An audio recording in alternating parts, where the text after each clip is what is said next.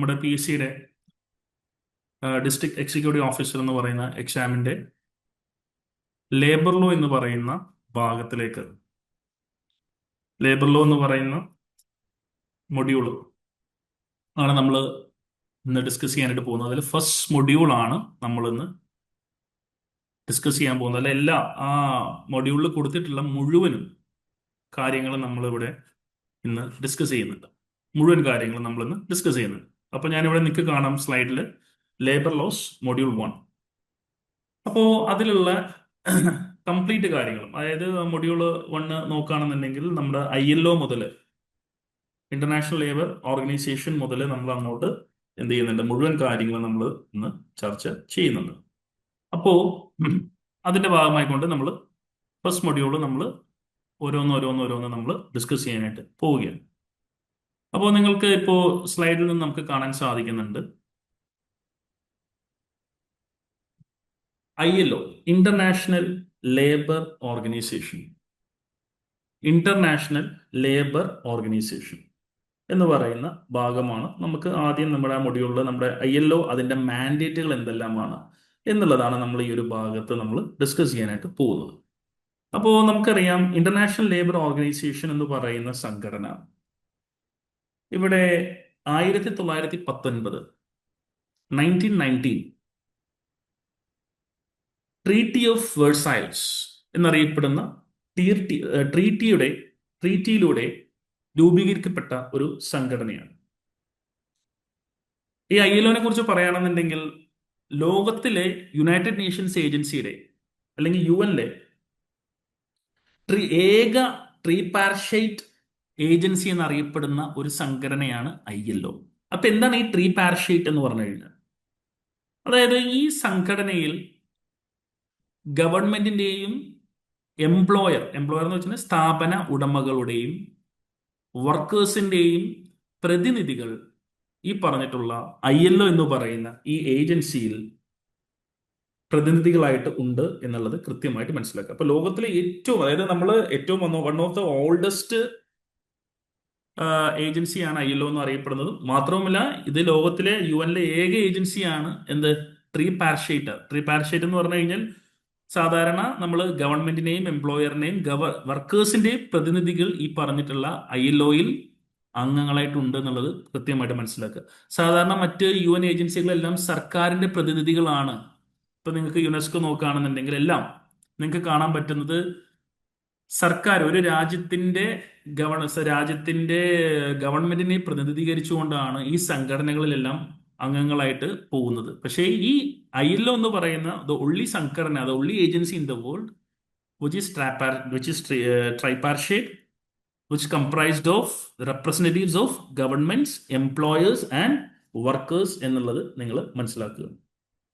ഇതാണ് നമ്മൾ കൃത്യമായിട്ട് മനസ്സിലാക്കേണ്ടത്. അപ്പോൾ ILO രൂപീകരിച്ചത് ഏത് പ്രകാരമാണ്? ട്രീറ്റി ഓഫ് വേഴ്സൈൽസ് പ്രകാരമാണ് ഈ ILO വന്നിട്ടുള്ളത് എന്നുള്ളത് എല്ലാവരും മനസ്സിലാക്കുക. പിന്നെ നമുക്ക് ഇവിടെ കാണാൻ പറ്റും, ഇവിടെ ഫിലാഡൽഫിയ ഡിക്ലറേഷൻ നിങ്ങൾക്ക് ഇതിനകത്ത് കാണാൻ പറ്റും. അതായത് ILO 1944 1944 ഇവിടെ ILO declaration of Philadelphia adopt ചെയ്യുകയും അതിനകത്ത് ആ ഫിലാഡൽഫിയ ഡിക്ലറേഷനിൽ ഈ ILO ഇന്റർനാഷണൽ ലേബർ ഓർഗനൈസേഷൻ അവരുടെ ഗോളുകൾ, അവരുടെ ലക്ഷ്യം ഒന്ന് റീഡിഫൈൻ ചെയ്തിട്ടുണ്ട്, ഒന്നും കൂടി ഒന്ന് മാറ്റി എഴുതപ്പെട്ടിട്ടുണ്ട്. അവരുടെ ആദ്യത്തെ ഗോളിൽ നിന്നും ചെറിയ വ്യത്യാസപ്പെടുത്തിക്കൊണ്ട് ILO അവരുടെ ഡിക്ലറേഷൻസ് അല്ലെങ്കിൽ അവരുടെ ആ ഒരു ലക്ഷ്യങ്ങളിൽ അല്ലെങ്കിൽ അവരുടെ ഗോൾസിൽ ചെറിയ വ്യത്യാസങ്ങൾ വരുത്തിയതായിട്ട് നമുക്ക് കാണാൻ പറ്റും 1944. അപ്പോ എന്താണ് അതിൽ പറഞ്ഞിട്ടുള്ളതെന്ന് വെച്ച് കഴിഞ്ഞാൽ, labour is not a commodity. Labour എന്ന് പറയുന്നത് എന്തല്ല, ഒരു ചരക്കല്ല. ഇവിടെ എന്താണ്, വർക്കേഴ്സ് എന്ന് പറഞ്ഞാൽ, ലേബറേഴ്സ് എന്ന് പറഞ്ഞാൽ മനുഷ്യരാണ്. അവരെന്താണ്, ഇവിടെ വസ്തുക്കൾ ഉൽപ്പാദിപ്പിക്കുന്നതിന് വേണ്ടിയിട്ടുള്ള ചരക്കുകളായിട്ട് നമ്മളിവിടെ വർക്കേഴ്സിനെ കാണരുത്, ലേബറെ കാണരുത് എന്നാണ് ഈ ഡിക്ലറേഷനിൽ ചർച്ച ചെയ്യപ്പെട്ട ഒന്നാമത്തെ കാര്യം. അതോടൊപ്പം തന്നെ എന്തുണ്ട്, ഇവിടെ വർക്കേഴ്സിന് എക്സ്പ്രഷനും, അതായത് അവരുടെ കാര്യങ്ങൾ അവർക്ക് പറയാനും അവരുടെ കാര്യങ്ങൾ പ്രകടിപ്പിക്കാനുമുള്ള അവകാശം ഈ ഫിലാഡൽഫിയ ഡിക്ലറേഷനിൽ നൽകുന്നു. അതായത് workers and employers have the right to form unions, groups അപ്പൊ അവർക്കറിയാം, നമുക്കിപ്പോ നമ്മുടെ നാട്ടില് ജോലിക്കാർക്ക് അല്ലെങ്കിൽ ഇവിടെ തൊഴിലാളികൾക്ക് തൊഴിലാളി സംഘടനകളുണ്ട്, യൂണിയനുകളുണ്ട്, ട്രേഡ് യൂണിയനുകളുണ്ട്, അല്ലെ? അപ്പൊ അവരവരുടെ പ്രശ്നങ്ങളും അവരുടെ അഭിപ്രായങ്ങൾ ട്രേഡ് യൂണിയൻ മുഖാന്തരം അറിയിക്കാറുണ്ട്. ഇപ്പൊ ട്രേഡ് യൂണിയൻ എന്ന് പറഞ്ഞു കഴിഞ്ഞാൽ ജോലിക്കാരുടെ അല്ലെങ്കിൽ വർക്കേഴ്സിന്റെ പ്രതിനിധികളാണ്. അപ്പൊ ശരിക്കും പറഞ്ഞാൽ നമ്മുടെ ILO 1944 ഈ ഫിലാഡൽഫിയ ഡിക്ലറേഷനിൽ അംഗീകരിച്ചതോടുകൂടി ഇവിടെ എന്താണ് ലേബർ എന്ന് പറയുന്ന, അല്ലെങ്കിൽ ഈ ഡിക്ലറേഷനിൽ 4 ലക്ഷ്യങ്ങളാണ് നിർവചിച്ചിട്ടുള്ളത്. അതിൽ ഒന്നാമത്തെ ലക്ഷ്യം എന്ന് പറയുന്നത്, ലേബർ എന്ന് പറയുന്നത് ഒരു കമോഡിറ്റി അല്ല. രണ്ട്, എല്ലാ ലേബറേഴ്സിനും, എല്ലാ വർക്കേഴ്സിനും, അതുപോലെ തന്നെ എംപ്ലോയേഴ്സിനും എന്തുണ്ട്, അവരുടെ കാര്യങ്ങൾ പ്രകടിപ്പിക്കാം. അതുമായി ബന്ധപ്പെട്ടുകൊണ്ട് അവർക്ക് യൂണിയനുകളും അസോസിയേഷൻസുകളും സംഘടനകളും രൂപീകരിക്കാനുള്ള അവകാശം ഈ ഫിലാഡൽഫിയ ഡിക്ലറേഷനിൽ ILO നൽകുന്നു. പിന്നെ മൂന്നാമത്തെ സംഗതി എന്ന് പറയുന്നത് എന്താണ്? Poverty anywhere constitute a danger to prosperity everywhere. അതായത് പറയുന്നുണ്ട്, ദാരിദ്ര്യം എവിടെയാണോ, ഏത് ഭാഗത്താണോ ഉള്ളത്, അവിടെ എന്ത് ചെയ്യുന്നുണ്ട്, അവിടെ എന്ത് ചെയ്യുന്നുണ്ട്, if any part of the world is poor and exploited, it ത്രെട്ടൻസ് the economic stability of the rich parts. അപ്പൊ നമ്മുടെ ലോകത്തിലെ ഏതെങ്കിലും ഒരു ഭാഗത്ത് ദാരിദ്ര്യമുണ്ട് എന്നുണ്ടെങ്കിൽ അത് എന്ത് ചെയ്യുന്നു, അത് ഇവിടെ ധനികരായിട്ടുള്ള അല്ലെങ്കിൽ റിച്ച് ആയിട്ടുള്ള ഏരിയാസിനെയും അത് എന്ത് ചെയ്യുന്നു, എഫക്ട് ചെയ്യുന്നു. ആ റിച്ച് ആയിട്ടുള്ള ഏരിയയുടെയും സ്റ്റെബിലിറ്റിയെ അത് എന്ത് ചെയ്യുന്നു, ബാധിക്കുന്നു എന്നുള്ളതാണ്. അപ്പൊ എന്ന് വെച്ച് കഴിഞ്ഞാൽ ഞാൻ മാത്രം നന്നാവുക, മറ്റുള്ളവർ നന്നാവരുത് എന്നുള്ള കൺസെപ്റ്റാണ്. എല്ലാവരും നന്നാവണം. കാരണം എവിടെയെങ്കിലും ഒരു കുറച്ചെങ്കിലും ആളുകൾക്ക് ദാരിദ്ര്യമുണ്ടെങ്കിൽ, സമ്പത്തില്ലെങ്കിൽ, അത് സമ്പത്തുള്ള ആളുകളെയും അത് ബാധിക്കുമെന്നാണ് ഈ മൂന്നാമത്തെ ഗോൾ എന്ന് പറയുന്നത്. അപ്പോ എല്ലാവർക്കും സമ്പൽ സമൃദ്ധി എന്നുള്ളതാണ് ഈ മൂന്നാമത്തെ ഗോളിന്റെ ലക്ഷ്യം എന്ന് മൂന്നാമത്തെ ഗോൾ എന്ന് പറയുന്നത്. നാലാമത്തെ ലക്ഷ്യം എന്ന് പറയുന്നത് ദ വാർ എഗെയിൻസ്റ്റ് വാണ്ട്. അതായത് every human has a right to pursue material wellbeing and spiritual development in conditions of freedom and dignity. അതായത് എന്തുണ്ട്, എല്ലാ മനുഷ്യർക്കും എന്താണ് ഇവിടെ തനിക്കിഷ്ടമുള്ള, അതായത് തൻ്റെ വെൽഫെയറിന് വേണ്ടിയിട്ട്, തൻ്റെ വികസനത്തിന് വേണ്ടിയിട്ട് എല്ലാ കാര്യങ്ങളും പെർസ്യൂ ചെയ്യാതെ, തൻ്റെ വെൽബീയിങ്ങിന് വേണ്ടിയിട്ട്, തൻ്റെ സ്പിരിച്വൽ ആയിട്ടുള്ള വികസനത്തിന് വേണ്ടിയിട്ട് എന്ത് ചെയ്യാം, ഇവിടെ പല കാര്യങ്ങളും പെർസ്യൂ ചെയ്യാൻ, അതായത് ഇവിടെ എന്തുണ്ട്, ഇവിടെ എല്ലാവർക്കും പെർസ്യൂ ചെയ്യാം. മെറ്റീരിയൽ വെൽബീയിങ്ങിനും സ്പിരിച്വൽ ഡെവലപ്മെന്റിനും വേണ്ടിയിട്ട് എന്ത് ചെയ്യാം, നല്ല എന്താ പറയാ, ഫ്രീഡവും അതോടൊപ്പം തന്നെ ഡിഗ്നിറ്റിയും ലഭിക്കുന്ന രീതിയിലേക്കുള്ള കാര്യങ്ങൾക്ക് വേണ്ടിയിട്ട് എന്ത് ചെയ്യാം, സമീപിക്കാമെന്ന് ഇവിടെ പറയുന്നു. ഈ 4 ഗോളുകളാണ് സാധാരണ രീതിയിൽ 1944 ഫിലാഡൽഫിയ ഡിക്ലറേഷനിൽ നമുക്ക് കാണുവാനായിട്ട് സാധിച്ചത്. ഇനി നമ്മുടെ ILOയുടെ മാൻഡേറ്റ് എന്താണ്? നിങ്ങളുടെ ഈ സിലബസിനകത്ത് കൃത്യമായിട്ട് കൊടുത്തിട്ടുണ്ട് ഇന്റർനാഷണൽ ലേബർ ഓർഗനൈസേഷന്റെ മാൻഡേറ്റ് എന്താണെന്ന്. അപ്പൊ അതിന്റെ മാൻഡേറ്റുമായി ബന്ധപ്പെട്ടുകൊണ്ട് 4 നമുക്ക് ഇവിടെ എന്ത് ചെയ്യുന്നുണ്ട്, കാര്യങ്ങളിവിടെ പറയുന്നുണ്ട്, കുറച്ച് കാര്യങ്ങളിവിടെ പറയുന്നുണ്ട്. അന്ന് ഒന്നാമത്തെ 2 കാര്യങ്ങളിവിടെ പറയുന്നുണ്ട്. ഒന്ന് സോഷ്യൽ ജസ്റ്റിസ് ആണ്. ILOയുടെ പ്രധാന ലക്ഷ്യം അല്ലെങ്കിൽ മാൻഡേറ്റ് എന്ന് പറയുന്നത് എന്താണ്? സോഷ്യൽ ജസ്റ്റിസ് ആണ്. നമുക്കറിയാം, എല്ലാവരെയും ഒരു സാമൂഹ്യ തുല്യത അല്ലെങ്കിൽ സാമൂഹ്യ നീതി എന്നുള്ളതാണ് നമുക്ക് ഇവിടെ കാണാനായിട്ട് സാധിക്കുന്നത്. Primary reason for the ILO's existence is the believe that universal and lasting peace can be established only if it is based upon social justice. അപ്പോൾ നമുക്ക് ഇവിടെ എന്താണ്, ഇവിടെ നല്ല രീതിയിലുള്ള ഒരു സമാധാനം നമുക്ക് നമ്മുടെ ലോകത്തിന് സ്ഥാപിക്കാൻ പറ്റണമെന്നുണ്ടെങ്കിൽ എല്ലാവർക്കും എന്ത് ചെയ്യണം, സാമൂഹ്യ നീതി വേണം എന്നുള്ളതാണ്.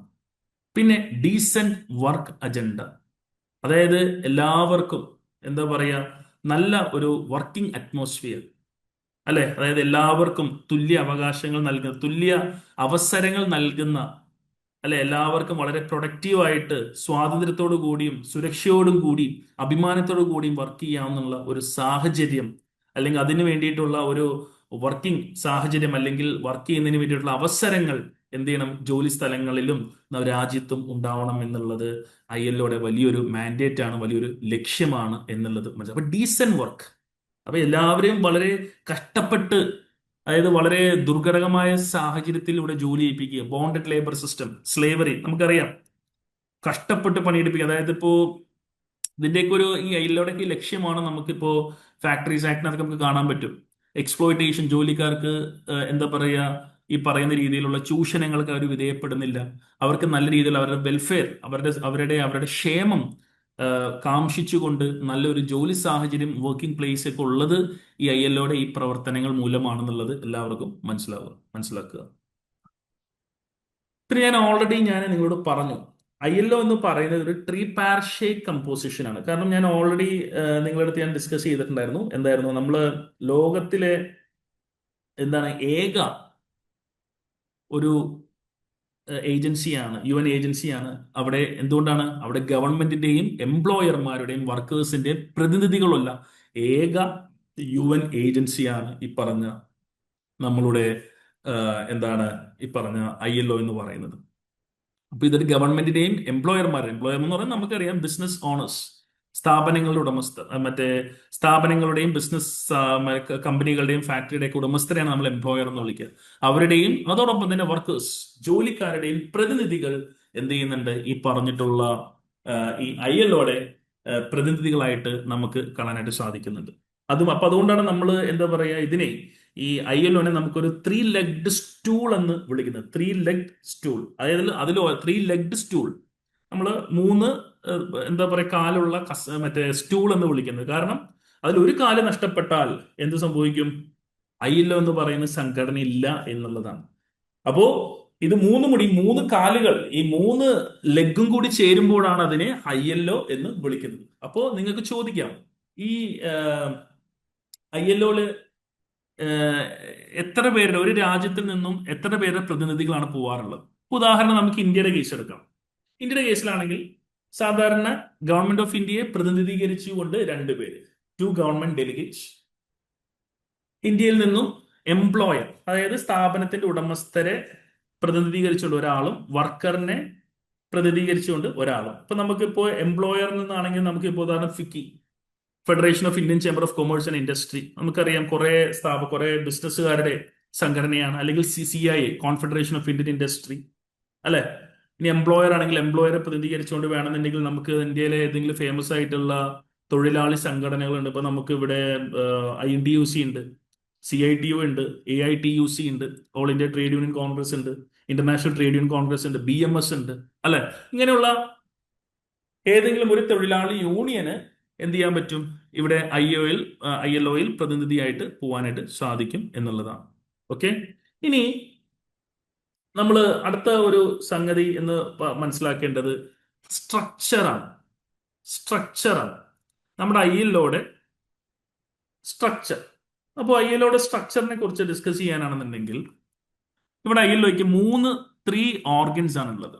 3 ഓർഗൻസ്. ഒന്ന് ഇന്റർനാഷണൽ ലേബർ കോൺഫറൻസ് ഉണ്ട്, 2 ഗവേണിംഗ് ബോഡി ഉണ്ട്, 3 ഇന്റർനാഷണൽ ലേബർ ഓഫീസ് എന്നിങ്ങനെയുള്ള 3 ഓർഗൻസ് ആണ് ഇന്റർനാഷണൽ ലേബർ ഓർഗനൈസേഷൻ ഉള്ളത് എന്നുള്ളത് മനസ്സിലാക്കുക.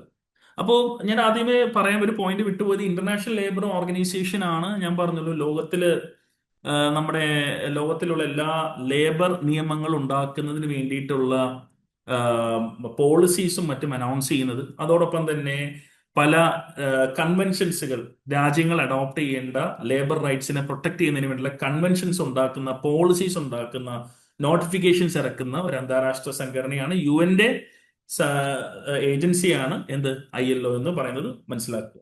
ഇനി കാരണം ഇവര് ഇറക്കുന്ന കൺവെൻഷൻസ് രാജ്യങ്ങൾ എന്ത് ചെയ്യണം, നിർബന്ധമായിട്ടും അഡോപ്റ്റ് ചെയ്യണം. ഇതിൽ അംഗങ്ങളായിട്ടുള്ള രാജ്യങ്ങളെല്ലാം എന്ത് ചെയ്യണം, നിർബന്ധമായിട്ടും അത് അഡോപ്റ്റ് ചെയ്ത് അവിടുത്തെ ഉദാഹരണം ഇന്ത്യ ILO പാസ്സാക്കിയ ഒരു കൺവെൻഷൻ ഇന്ത്യ അഡോപ്റ്റ് ചെയ്ത് കഴിഞ്ഞാൽ ആ കൺവെൻഷനിൽ പറഞ്ഞിരിക്കുന്ന കാര്യങ്ങൾ ഇന്ത്യയിലുള്ള ലേബർ നിയമങ്ങളിൽ നിർബന്ധമായും കൊണ്ടുവരണം. അതിൽ യാതൊരു സംശയവുമില്ല. അപ്പൊ നിർബന്ധമായിട്ട് എന്ത് ചെയ്യണം, അത് കൊണ്ടുവന്നേ പറ്റുള്ളൂ. അപ്പോ നമ്മൾ പറഞ്ഞു വരുന്നത്, ഈ ILOയുടെ 3 ഓർഗൻസ് ഉണ്ട്. ഈ 3 ഓർഗൻസിൽ ഒന്നാണ് international labour conference, governing body, പിന്നെ 3 ഇന്റർനാഷണൽ ലേബർ ഓഫീസ് എന്ന് പറയുന്നത്. അപ്പൊ നമ്മൾ first one international labour conference. ഇതാണ് ശരിക്കും പറഞ്ഞു കഴിഞ്ഞാൽ എന്താ പറയാ, നമ്മുടെ ILOയുടെ പാർലമെന്റ് എന്ന് അറിയപ്പെടുന്നത്. അല്ലെങ്കിൽ you can call it as world parliament of labour. എല്ലാവരും ശ്രദ്ധിക്കുക, വേൾഡ് പാർലമെന്റ് ഓഫ് ലേബർ. അല്ലെ, ഇവര് ജനീവയില് വർഷത്തിൽ ഒരിക്കൽ കൂടും. എന്നിട്ട് ഇവിടെയാണ്, ഈ പാർലമെന്റിലാണ് ഇവർ എന്ത് ചെയ്യുന്നത്, ലോകത്തുള്ള എല്ലാ ലേബറേഴ്സിന്റെയും ബെനിഫിറ്റ്സിന് വേണ്ടിയിട്ടുള്ള നയങ്ങൾ രൂപീകരിക്കുന്നതും ഇന്റർനാഷണൽ ലേബർ സ്റ്റാൻഡേർഡ്സ്, ഞാൻ പറഞ്ഞല്ലോ കൺവെൻഷൻസും റെക്കമെൻഡേഷൻസും ഒക്കെ പാസ്സാക്കുന്നതും, അതായത് ഞാൻ നേരത്തെ പറഞ്ഞ പോലെ ലേബർ നിയമങ്ങൾ ഓരോ രാജ്യങ്ങൾ അഡോപ്റ്റ് ചെയ്യേണ്ട ലേബർ നിയമങ്ങളെ വളരെ എളുപ്പത്തിൽ പറയുകയാണെങ്കിൽ പാസ്സാക്കുന്നത് ഈ ഇന്റർനാഷണൽ ലേബർ കോൺഫറൻസ് എന്ന് പറയുന്ന നമ്മുടെ ILOയുടെ ഈ പാർലമെന്റിലാണെന്നുള്ളത് മനസ്സിലാക്കുക. ഓക്കെ, ഈ പാർലമെന്റ് ആണ് ഏതെങ്കിലും പുതിയ രാജ്യത്തെ അംഗങ്ങളായിട്ട് അഡ്മിറ്റ് ചെയ്യുന്നതും അതോടൊപ്പം തന്നെ ILOയുടെ ബഡ്ജറ്റ് അഡോപ്റ്റ് ചെയ്യുന്നത് അല്ലെങ്കിൽ അംഗീകാരം നൽകുന്നതും എല്ലാം ഈ ഒരു ILOയുടെ തന്നെ ഒന്നാമത്തെ വിങ് ആയിട്ടുള്ള ഒന്നാമത്തെ ഓർഗൻ ആയിട്ടുള്ള ഇന്റർനാഷണൽ ലേബർ കോൺഫറൻസിലാണെന്നുള്ളത് മനസ്സിലാക്കുക. You can call it as world parliament of labour. രണ്ടാമത്തെ ബോഡി എന്ന് പറയുന്നത് ഗവേണിംഗ് ബോഡിയാണ്. ILOയുടെ രണ്ടാമത്തെ ബോഡിയാണ് ഗവേണിംഗ് ബോഡി. അതിന്റെ പേരാണ് എക്സിക്യൂട്ടീവ് കൗൺസിൽ. എക്സിക്യൂട്ടീവ് കൗൺസിൽ ശരിക്കും ഇവരാണ് നമ്മുടെ ഭരണം, നമ്മുടെ ഇത് നേരത്തെ വന്ന ലെജിസ്ലേച്ചർ, ഇത് എക്സിക്യൂട്ടീവ്. ഇവരാണ് ഈ പോളിസീസ് ഒക്കെ നടപ്പിലാക്കുന്നതും ഒക്കെ സൂക്ഷിക്കുന്ന അല്ലെങ്കിൽ നടപ്പിലാക്കുന്നുണ്ടെന്ന് വീക്ഷിക്കുന്ന അല്ലെങ്കിൽ നടപ്പിലാക്കുന്നതിന് വേണ്ടിയുള്ള നടപടികൾ കൈക്കൊള്ളുന്ന ഭരണവിഭാഗമാണ് എന്ത് എക്സിക്യൂട്ടീവ് കൗൺസിൽ എന്ന് വിളിക്കുന്നത്. ഇവര് വർഷത്തില് 3 തവണയെങ്കിലും ജനീവയിൽ, കാരണം നമ്മൾ ILOയുടെ ഹെഡ്ക്വാർട്ടേഴ്സ് എന്ന് പറയുന്നത് ജനീവയാണ്, അപ്പൊ ജനീവയിൽ അറ്റ്ലീസ്റ്റ് 3 തവണയെങ്കിലും ഇവർ ജനീവയിൽ കൂടും.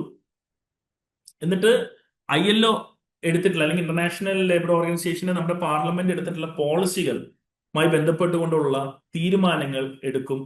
അതായത് അതോടൊപ്പം തന്നെ മറ്റേ ILOയുമായി ബന്ധപ്പെട്ടുള്ള കോൺഫറൻസുകൾ നടത്തുന്നതിന് വേണ്ടിയിട്ടുള്ള അജണ്ട പ്രഖ്യാപിക്കും. അതോടൊപ്പം തന്നെ ഇതിന്റെ ഭരണ തലവനെ വിളിക്കുന്ന പേര് ഡയറക്ടർ ജനറൽ എന്നാണ്. ഡയറക്ടർ ജനറൽ എന്നാണ് വിളിക്കുന്നത്. ഇതിലെ അംഗങ്ങളായിട്ട് വരുന്നത്, ഇതിൽ ഹെഡായിട്ട് വരുന്നത് ഡയറക്ടർ ജനറലും പിന്നെ 56 ടൈറ്റിലർ മെമ്പേഴ്സും, മൊത്തം 56 മെമ്പേഴ്സാണ് ഇതിൽ വരുന്നത്. അതിൽ 28 എണ്ണം സർക്കാരിനെ പ്രതിനിധീകരിച്ചുകൊണ്ട്, 14 പേര് എംപ്ലോയേഴ്സിനെ പ്രതിനിധീകരിച്ചുകൊണ്ട്, 14 പേര് വർക്കേഴ്സിനെ പ്രതിനിധീകരിച്ചുകൊണ്ട്, അങ്ങനെ മൊത്തം 56 ടൈറ്റിലർ മെമ്പേഴ്സ് ആണ് ഈ പറഞ്ഞിട്ടുള്ള ഗവേണിംഗ് ബോഡിക്കകത്തുള്ളത് എന്നുള്ളത് കൃത്യമായി മനസ്സിലാക്കുക. ഇപ്പോഴത്തെ കറന്റ് ഡയറക്ടർ ജനറൽ ആണ് ഗിൽബർട്ട് ഹോങ്കോ എന്നറിയപ്പെടുന്ന ഗിൽബർട്ട് ഹോങ്കോ എന്നറിയപ്പെടുന്ന അദ്ദേഹം ടാഗോ എന്ന് പറയുന്ന രാജ്യത്തു നിന്നുള്ള മുൻ പ്രധാനമന്ത്രിയാണ്. ഇതൊരു ഗിൽബർട്ട് ഹോങ്കോ എന്നാണ് ഇദ്ദേഹത്തിന്റെ പേര്. മൂന്നാമത്തത് ഇന്റർനാഷണൽ ലേബർ ഓഫീസ്, മൂന്നാമത്തെ ഓർഗനാണ്. ILOയുടെ മൂന്നാമത്തെ ഓർഗനാണ് ഇന്റർനാഷണൽ ലേബർ ഓഫീസ് എന്ന് വിളിക്കുക. ഇതാണ് ശരിക്കും പറഞ്ഞു കഴിഞ്ഞാല് മറ്റേ എന്താ പറയാ പെർമനന്റ് സെക്രട്ടേറിയറ്റ് അല്ലെങ്കിൽ ഹെഡ്ക്വാർട്ടേഴ്സ് എന്നൊക്കെ വിശേഷിപ്പിക്കാവുന്ന നമ്മളുടെ ILOയുടെ പെർമനന്റ് സെക്രട്ടേറിയറ്റ് അല്ലെങ്കിൽ ഹെഡ്ക്വാർട്ടേഴ്സ് എന്നൊക്കെ വിശേഷിപ്പിക്കാവുന്ന ഇതിനെയാണ് നമ്മൾ ഇന്റർനാഷണൽ ലേബർ ഓഫീസ് എന്ന് വിളിക്കുന്നത്. നമുക്കറിയാം ഇവിടെയാണ് ശരിക്കും എന്ത് പറയാ നമ്മുടെ ILOയുടെ പ്രവർത്തനങ്ങൾ, ഈ പോളിസീസും ഭരണ വിഭാഗം എടുക്കുന്ന തീരുമാനങ്ങളും ഒക്കെ നടപ്പിലാക്കുന്നതിന് വേണ്ടി പേപ്പർ വർക്ക്സുകളും മറ്റു കാര്യങ്ങളൊക്കെ ചെയ്യുന്ന മറ്റ് അനുബന്ധ നമ്മുടെ മിനിസ്ട്രിയുടെ ഓഫീസ് എന്നൊക്കെ പറയില്ലേ എന്ന് പറഞ്ഞ പോലെ നമ്മുടെ ഭരണവിഭാഗത്തിന്റെ ഓഫീസും അല്ലെങ്കിൽ മറ്റ് അനുബന്ധ പ്രവർത്തനങ്ങളിലും ആക്റ്റീവായിട്ട് പ്രവർത്തിക്കുന്ന ILOയുടെ ഓഫീസാണ് ഇന്റർനാഷണൽ ലേബർ ഓഫീസ് എന്ന് പറയുന്നത്. ഇതും ജനീവയിൽ തന്നെയാണ്. ഇവിടെ ഏകദേശം 2700 ഒഫീഷ്യൽസും എക്സ്പേർട്സും ഒക്കെ എന്ത് ചെയ്യുന്നുണ്ട്, ഇവിടെ പണിയെടുക്കുന്നുണ്ട്. ഇവരുടെ ഡ്യൂട്ടി എന്ന് പറയുന്നത് റിസർച്ചുകൾ കണ്ടക്ട് ചെയ്യുക, റിപ്പോർട്ട്സുകൾ തയ്യാറാക്കുക, മറ്റേ ILOയുടെ പബ്ലിക്കേഷൻസ് അല്ലെങ്കിൽ ILO എന്ന് പറയുന്ന സംഘടനയുടെ പബ്ലിക്കേഷൻസ് മാനേജ് ചെയ്യുക. അതോടൊപ്പം തന്നെ മെമ്പർ സ്റ്റേറ്റുകൾ, ഈ ILOയിൽ അംഗങ്ങളായിട്ടുള്ള രാജ്യങ്ങൾക്ക് വേണ്ടിയിട്ടുള്ള ടെക്നിക്കൽ അസിസ്റ്റൻസ് എന്താ പറയുക നൽകുക.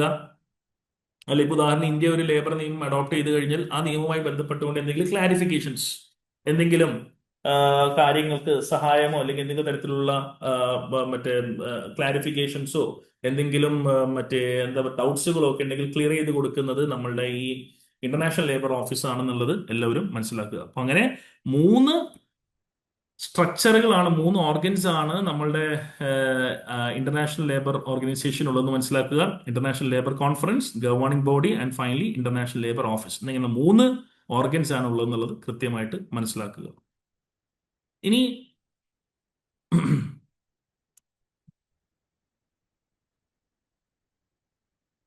ILO എന്ന് പറയുന്നത് അവര് ശരിക്കും പറഞ്ഞാൽ നമുക്ക് അഡ്വൈസ് ഇതിൽ അംഗങ്ങളായിട്ടുള്ള രാജ്യങ്ങൾക്ക് അഡ്വൈസ് അല്ല കൊടുക്കുക, മറിച്ച് അവരെന്താ ചെയ്യുക, ലീഗൽ സ്റ്റാൻഡേർഡ്സുകൾ സെറ്റ് ചെയ്യും. അതായത് നമ്മൾ ഇന്റർനാഷണൽ ലേബർ ഇവരുടെ കോൺഫറൻസുകൾ മീറ്റിങ്ങുകളിൽ ഇവർ എന്ത് ചെയ്യും, ലേബർ സ്റ്റാൻഡേർഡ്സ്, അതായത് ഇതിൽ അംഗങ്ങളായിട്ടുള്ള രാജ്യങ്ങളിലെ ജോലിക്കാരുടെ ലേബറേഴ്സിന്റെ ജോലിയുമായി ബന്ധപ്പെട്ടുകൊണ്ട് സ്റ്റാൻഡേർഡ്സുകൾ പ്രിസ്ക്രൈബ് ചെയ്യുന്ന ഡ്യൂട്ടിയാണ് ILOയ്ക്ക് എന്നുള്ളത് നമ്മൾ മനസ്സിലാക്കുക. ഞാൻ ഓൾറെഡി പറഞ്ഞു. അപ്പൊ അതിന്റെ ഭാഗമായിക്കൊണ്ട് അവർ പലതരത്തിലുള്ള കൺവെൻഷൻസ് പാസ്സാക്കും. കൺവെൻഷൻസ് അതായത് നമ്മൾ ഇന്റർനാഷണൽ ട്രീറ്റി, അതായത് ഇപ്പോ എന്താ പറയാ, ഇപ്പൊ പറയാണ് ഫാക്ടറിയിലുള്ള തൊഴിലാളികൾ, എല്ലാ ഫാക്ടറിയിലെ തൊഴിലാളികൾക്കും 8 മണിക്കൂറിൽ കൂടുതൽ ജോലി നൽകാൻ പാടില്ല എന്നുള്ളൊരു നിയമം, എന്നുള്ള ഒരു കൺവെൻഷൻ എന്ത് ചെയ്തു, ILO പാസ്സാക്കി. ILO പാർലമെന്റിൽ പാസ്സാക്കി. അപ്പൊ അതിൽ അംഗങ്ങളായിട്ടുള്ള എല്ലാ രാജ്യങ്ങളും എന്ത് ചെയ്യണം, ആ റൂള് അഡോപ്റ്റ് ചെയ്യണം. അഡോപ്റ്റ് ചെയ്ത് കഴിഞ്ഞാൽ ഇന്ത്യ അത് അഡോപ്റ്റ് ചെയ്തു. എന്ത് ചെയ്തു, ഇന്ത്യ അത് റാറ്റിഫൈ ചെയ്തു. ഇന്ത്യ അത് അഡോപ്റ്റ് ചെയ്തു. ഇന്ത്യ സിഗ്നേറ്ററി ആണ് ILOയിൽ, അംഗമാണ്. ഇന്ത്യ എന്ത് ചെയ്തു, ILO പാസ്സാക്കിയ നിയമം എന്ത് ചെയ്തു, അഡോപ്റ്റ് ചെയ്തു, അല്ലെങ്കിൽ അതിനെ അംഗീകരിച്ചു. അംഗീകരിച്ചു കഴിഞ്ഞാൽ അത് എന്ത് ചെയ്യണം, ആ നിയമം ഇപ്പൊ ILO പാസ്സാക്കി 8 മണിക്കൂറിൽ കൂടുതൽ ഫാക്ടറിയിലെ തൊഴിലാളികളെ പണിയെടുപ്പിക്കാൻ പാടില്ല എന്നുള്ള ആ ILOയുടെ ആ ഒരു കൺവെൻഷൻ, ആ ഒരു റൂള് എന്ത് ചെയ്യും, ഇന്ത്യൻ നിയമത്തിൽ കൊണ്ടുവരികയും അങ്ങനെ ഇന്ത്യ എന്ത് ചെയ്യും, ഫാക്ടറീസ് ആക്ട് പാസ്സാക്കുന്നു. അല്ലെങ്കിൽ ഫാക്ടറീസ് ആക്ടിനകത്ത് എന്ത് ചെയ്യുന്നു, ഈ റൂള് ഇൻകോർപ്പറേറ്റ് ചെയ്യുന്നു, ഉൾപ്പെടുത്തുന്നു. അങ്ങനെ എന്ത് ചെയ്യുന്നു, ഇത് രാജ്യത്തിന്റെ നിയമമായിട്ട് ഭവിക്കുന്നു. അപ്പൊ ഇങ്ങനെയാണ്. അപ്പൊ ILO എന്ന് പറയുന്നത് ഇന്റർനാഷണൽ ലേബർ ഓർഗനൈസേഷന്റെ ഒരു പാർലമെന്റില് പാസ്സാക്കുന്ന ഒരു നിയമം. ഇന്ത്യ അതിൽ അംഗമാവുന്നു. ഇന്ത്യ അതിൽ ചർച്ച ചെയ്യും. ഇന്ത്യ പല രാജ്യങ്ങളും അത് ചർച്ച ചെയ്ത് അവസാനം അത് പാസ്സാക്കിയതിനു ശേഷം ഇന്ത്യ അത് അംഗീകരിക്കുന്നു. ഇന്ത്യ അംഗീകരിച്ചു കഴിഞ്ഞാൽ അംഗീകരിച്ച കൺവെൻഷൻ ഇന്ത്യൻ നിയമത്തിലേക്ക് അത് എന്ത് ചെയ്യണം, കൊണ്ടുവരണം എന്നുള്ളത് നിർബന്ധമാണ്. ഇനി അതോടൊപ്പം തന്നെ നമ്മുടെ ILO, ഇന്റർനാഷണൽ ലേബർ ഓർഗനൈസേഷൻ, കുറെ റെക്കമെൻഡേഷൻസ് വരും. അത് പക്ഷെ നോൺ ബൈൻഡിങ് ഗൈഡ് ലൈൻസ് ആണ്, വേണമെങ്കിൽ ഫോളോ ചെയ്താൽ മതി. കൺവെൻഷൻ പോലെയല്ല. കൺവെൻഷൻ ആണെങ്കിൽ നമ്മൾ ഫോളോ ചെയ്തേ പറ്റുള്ളൂ. നമ്മൾ അഡോപ്റ്റ് ചെയ്ത് കഴിഞ്ഞാൽ നിർബന്ധമായിട്ട് നമ്മൾ എന്ത് ചെയ്യണം, അത് ഫോളോ ചെയ്തേ പറ്റുള്ളൂ. എന്നാൽ ILO, ഇന്റർനാഷണൽ ലേബർ ഓർഗനൈസേഷനിൽ ചില റെക്കമെൻഡേഷൻസ് കൊണ്ട്, ചില റെക്കമെൻഡേഷൻസ് അത് ഗൈഡ് ലൈൻസ് ആണ്, ഇൻസ്ട്രക്ഷൻസ് ആണ്. അത് വേണമെങ്കിൽ ഫോളോ ചെയ്താൽ മതി എന്നുള്ളതാണ്. കാരണം ഈ ഗൈഡ് ലൈൻസിനകത്ത് നമുക്ക് കൃത്യമായിട്ടൊരു ധാരണ മനസ്സിലാക്കിയാൽ, അതായത് ഈ ഗൈഡ് ലൈൻസ് എന്തിനാന്ന് വെച്ച് കഴിഞ്ഞാൽ ഈ കൺവെൻഷനിൽ പറഞ്ഞിരിക്കുന്ന കാര്യങ്ങൾ എങ്ങനെ പ്രാവർത്തികമാക്കും എന്നുള്ളതിനെ കുറിച്ച് കൃത്യമായ രീതിയിൽ ഒരു ഡീറ്റെയിൽ ആയിട്ടുള്ള ഒരു റെക്കമെൻഡേഷൻസ് അല്ലെങ്കിൽ ഡീറ്റെയിൽ ആയിട്ടുള്ള ഒരു ഗൈഡ് ലൈൻസ് ആണ് ഇതിൽ കൊടുത്തിട്ടുള്ളത്. ഓക്കെ. അപ്പോ ഇത് കൺവെൻഷനായിട്ട് നമുക്ക് കണക്കാക്കാൻ പറ്റില്ല. കൺവെൻഷൻസ് എങ്ങനെ പ്രാവർത്തികമാക്കും, എങ്ങനെ ഇത് നടപ്പിലാക്കും എന്നുള്ളതിനെ കുറിച്ചുള്ള കാര്യങ്ങൾ ഉണ്ടാവാം. പിന്നെ എന്താ പറയാ, ഈ ഇതിൽ പറഞ്ഞുള്ള നിയമങ്ങൾ എങ്ങനെ നടപ്പിലാക്കും എന്നതിനെ കുറിച്ചുള്ള ഡീറ്റെയിൽ ആയിട്ടുള്ള കാര്യങ്ങൾ. അപ്പോൾ നമുക്കത് അതേപടി ഫോളോ ചെയ്ത് നിർബന്ധമില്ല, അത്ര തന്നെ അത് അതേപടി അങ്ങനെ തന്നെ ചെയ്യണമെന്നില്ല. നമ്മുടെ രാജ്യത്തിന്റെ സാഹചര്യങ്ങളൊക്കെ നോക്കിയിട്ട് നമ്മൾ എന്ത് ചെയ്താൽ മതി. പക്ഷെ സംഭവം നമ്മളത് ആ ലോ ഇംപ്ലിമെന്റ് ചെയ്തേ പറ്റുള്ളൂ. ആ നിയമം എന്ത് ചെയ്യണം, നമ്മൾ നിർബന്ധമായിട്ട് നമ്മളത് പ്രാവർത്തികമാക്കിയേ പറ്റുള്ളൂ. അതിനകത്ത് യാതൊരു വിട്ടുവീഴ്ചയില്ല എന്നുള്ള. ബിക്കോസ് നമ്മൾ അതിൽ സിഗ്നേറ്ററി ആയി കഴിഞ്ഞാൽ, ഇന്ത്യ അത് അഡോപ്റ്റ് ചെയ്ത് കഴിഞ്ഞാൽ ഇന്ത്യ നിർബന്ധമായിട്ടും ഇന്ത്യൻ നിയമത്തിൽ ILOയുടെ കൺവെൻഷൻസ് കൊണ്ടുവന്നേ പറ്റുള്ളൂ. പിന്നെ നമുക്കറിയാം, ഈ വൺസ് നമ്മൾ ILOയുടെ ഒക്കെ മെമ്പർ ആയി കഴിഞ്ഞാൽ ഇവിടെ ഒരു കണ്ടോ, regular supervisor system, the checkup എന്നാണ് ഈ ടൈറ്റിലിന്റെ പേര്. അതായത് നമ്മൾ എന്ത് ചെയ്യും, ഈ മെമ്പർ സ്റ്റേറ്റുകൾ, ഇപ്പൊ ഉദാഹരണം ഇന്ത്യ ILO അംഗമാണ്. ഇന്ത്യ എന്ത് ചെയ്യണം, ഇവിടെ ILOയ്ക്ക് റെഗുലർ റിപ്പോർട്ട്സുകൾ അയച്ചു കൊടുക്കണം. അതായത് ഈ കൺവെൻഷൻസ്, ഞങ്ങൾ ഒപ്പിട്ട കൺവെൻഷൻസ് ഞങ്ങളുടെ രാജ്യത്തിൽ നിയമമായിട്ട് ഇറക്കിയോ, അത് നിയമമായിട്ട് അത് ഇംപ്ലിമെന്റ് ചെയ്തോ എന്നുള്ളതിനെ കുറിച്ചുള്ള കൃത്യമായിട്ടുള്ള റിപ്പോർട്ട്സുകൾ ഇവിടെ ILOയ്ക്ക് അയച്ചു കൊടുക്കണം. മാത്രവുമല്ല, ഇവിടെ നെക്സ്റ്റ് ഇത് ശ്രദ്ധിച്ചാൽ മതി, കമ്മിറ്റി ഓഫ് എക്സ്പേർട്സിനെ കുറിച്ച് പറയുന്നുണ്ട്.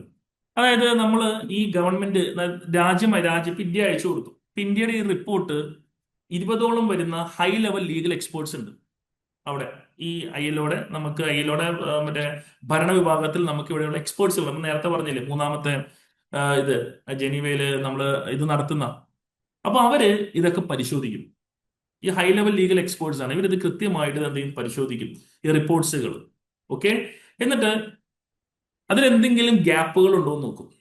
അതായത് national law is weaker than ILO പറഞ്ഞതിൽ നിന്നും വ്യതിചലിച്ചുകൊണ്ടോ, ILO പറഞ്ഞതിൽ നിന്നും എന്തെങ്കിലും തരത്തിൽ ഇൻകൺസിസ്റ്റന്റ് ആയിട്ടുള്ള രീതിയിൽ, അല്ലെങ്കിൽ ആ കൃത്യമായിട്ട് അതിന്റെ ലെറ്റർ ആൻഡ് സ്പിരിറ്റ് കൃത്യമായി ഉൾക്കൊള്ളാണ്ട് ഒരു നിയമമാണ് ഇറക്കിയിട്ടുള്ളത്, ആ നിയമത്തിൽ എന്തെങ്കിലും പ്രശ്നങ്ങളുണ്ടോ, ILOയുടെ സ്റ്റാൻഡേർഡും രാജ്യം ഇറക്കിയ നിയമവും തമ്മിൽ എന്തെങ്കിലും ഗ്യാപ്സുകൾ ഉണ്ടോ എന്നൊക്കെ എന്ത് ചെയ്യും, ഐഡന്റിഫൈ ചെയ്യും ആര്, ഈ കമ്മിറ്റി ഓഫ് എക്സ്പേർട്സ്.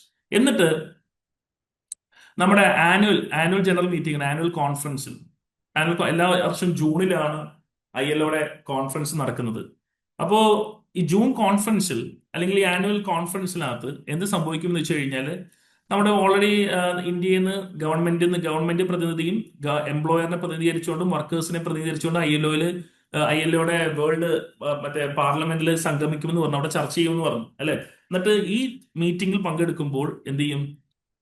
ചർച്ച ചെയ്യും. ILO ഇവരുമായിട്ട് ചർച്ച ചെയ്യും. എന്താണ് നിങ്ങളുടെ രാജ്യത്ത് നമ്മൾ പാസ്സാക്കിയ അല്ലെങ്കിൽ നമ്മൾ ഈ രാജ്യം അഡോപ്റ്റ് ചെയ്ത കൺവെൻഷൻ എന്തുകൊണ്ട് നടപ്പിലാക്കിയില്ല? നിങ്ങളുടെ ഭാഗത്തു നിന്നുള്ള എന്താണ് നോൺ കംപ്ലൈൻസസ് ഉണ്ടായിട്ടുണ്ട്, എന്തുകൊണ്ടാണ് അത് സംഭവിച്ചത്? അങ്ങനെ നമ്മുടെ ഫോർ എക്സാമ്പിൾ ഇന്ത്യയുടെ കേസാണെങ്കിൽ ഇന്ത്യ എന്തുകൊണ്ട് ഈ ഒരു നിയമം നടപ്പിലാക്കിയില്ല? ചോദ്യം വരും. അങ്ങനെ നമ്മൾ എന്ത് ചെയ്യും? മറ്റ് രാജ്യങ്ങളുടെ മുന്നിൽ വെച്ച് നമ്മൾ എന്ത് ചെയ്യും? ഷെയിം ചെയ്യാനുള്ള, നമ്മൾ നാണം കെടാനും അല്ലെങ്കിൽ കെടുത്താനുള്ള സാഹചര്യം ഉണ്ടാവുകയും, അപ്പോ ഇങ്ങനെ വരുമ്പോൾ എന്ത് ചെയ്യും? ഇന്ത്യ മറ്റ് രാജ്യങ്ങളുടെ മുന്നിൽ എന്ത് ചെയ്യും? ലഭ്യനായിട്ട് നിൽക്കുകയും, ഇത് ഇങ്ങനെ ഒരു ചോദ്യം ഉണ്ടാവും അല്ലെങ്കിൽ ഇങ്ങനെയുള്ള എന്താ പറയുക ഇൻസൾട്ടുകൾക്ക് വിധേയമായിട്ട് വരും എന്നുള്ളത് കൊണ്ട് തന്നെ പല രാജ്യങ്ങളും എന്ത് ചെയ്യും? ILO പറഞ്ഞ അതേ കൺവെൻഷൻസ് വിത്തൗട്ട് എന്താ പറയുക വിത്തൗട്ട് അഡ്ജസ്റ്റിംഗ് അല്ലെങ്കിൽ വിത്തൗട്ട് എനി ഡൈലൂഷൻസ് അത് കൃത്യമായിട്ട് ഇംപ്ലിമെന്റ് ചെയ്യുന്നു എന്ന് നമുക്ക് കാണാനായിട്ട് സാധിക്കും. കാരണം നമ്മളിവിടെ പബ്ലിക്കലി ഇൻസൾട്ട് ചെയ്യപ്പെടും പാർലമെന്റിൽ. ഇനി കംപ്ലൈന്റ് മെക്കാനിസംസ്, ദ ട്രയൽ. അതായത് ഞാൻ ഓൾറെഡി പറഞ്ഞു, രാജ്യങ്ങൾ ഈ ILOയുടെ കൺവെൻഷൻസ് നിയമങ്ങളായിട്ട് ഓരോ രാജ്യങ്ങളെ അഡോപ്റ്റ് ചെയ്യണം, രാജ്യങ്ങൾ നിയമമായിട്ട് ഇറക്കണം, ഡ്രാഫ്റ്റ് ചെയ്യണം, ഇനാക്ട് ചെയ്യണം എന്ന് പറഞ്ഞു അല്ലെ. അപ്പോ അതുമായി ബന്ധപ്പെട്ടുകൊണ്ടുള്ള റിപ്പോർട്ട്സുകൾ രാജ്യങ്ങൾ എന്ത് ചെയ്യണം? ILOയ്ക്ക് അയച്ചു കൊടുക്കണം എന്ന് ഞാൻ പറഞ്ഞു. പക്ഷെ നിങ്ങൾ ഉദാഹരണം ഇന്ത്യ അയച്ച റിപ്പോർട്ട് അത്ര പോരാ. ഇന്ത്യ അയച്ച റിപ്പോർട്ട് അത്ര പോരാ, അല്ലെങ്കിൽ എന്താ പറയാ വളരെ കോംപ്രഹെൻസീവ് ആയിട്ടുള്ള അല്ലെങ്കിൽ അതിനകത്ത് കുറെ പ്രശ്നങ്ങൾ ഉണ്ട് എന്ന് ആര് ഐഡന്റിഫൈ ചെയ്തു? ILO ഐഡന്റിഫൈ ചെയ്തു എന്നുള്ളതാണ്. അപ്പോ മറ്റേ ILOയ്ക്ക് മനസ്സിലായി കുറെ നിയമങ്ങൾ ഇവർ ഫോളോ ചെയ്തിട്ടില്ല, ഇവരുടെ ഭാഗത്ത് കുറെ പിഴവുകൾ ഇന്ത്യൻ ഗവൺമെന്റിന്റെ ഭാഗത്ത് ഉണ്ടായിട്ടുണ്ട് എന്ന് തോന്നുകയാണെങ്കിൽ എന്ത് ചെയ്യും? അപ്പൊ ഞാൻ പറഞ്ഞു അത് പാർലമെന്റിൽ ചർച്ച ചെയ്യുമെന്ന് പറഞ്ഞു. ഓക്കെ, അത് കൂടാതെ വേറെ എന്തൊക്കെ നടപടികളിലേക്ക് പോകാൻ പറ്റും?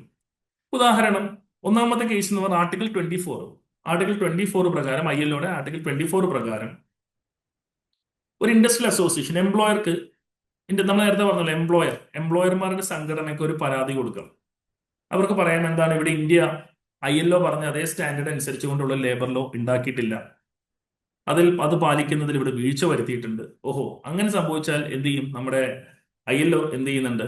ഇവിടെ ഉടൻ തന്നെ ഒരു ഗവേണിംഗ് ബോഡിയെ രൂപീകരിക്കും, അല്ലെങ്കിൽ നമ്മുടെ ഗവേണിംഗ് ബോഡി ഒരു സ്മോൾ കമ്മിറ്റിയെ രൂപീകരിക്കും.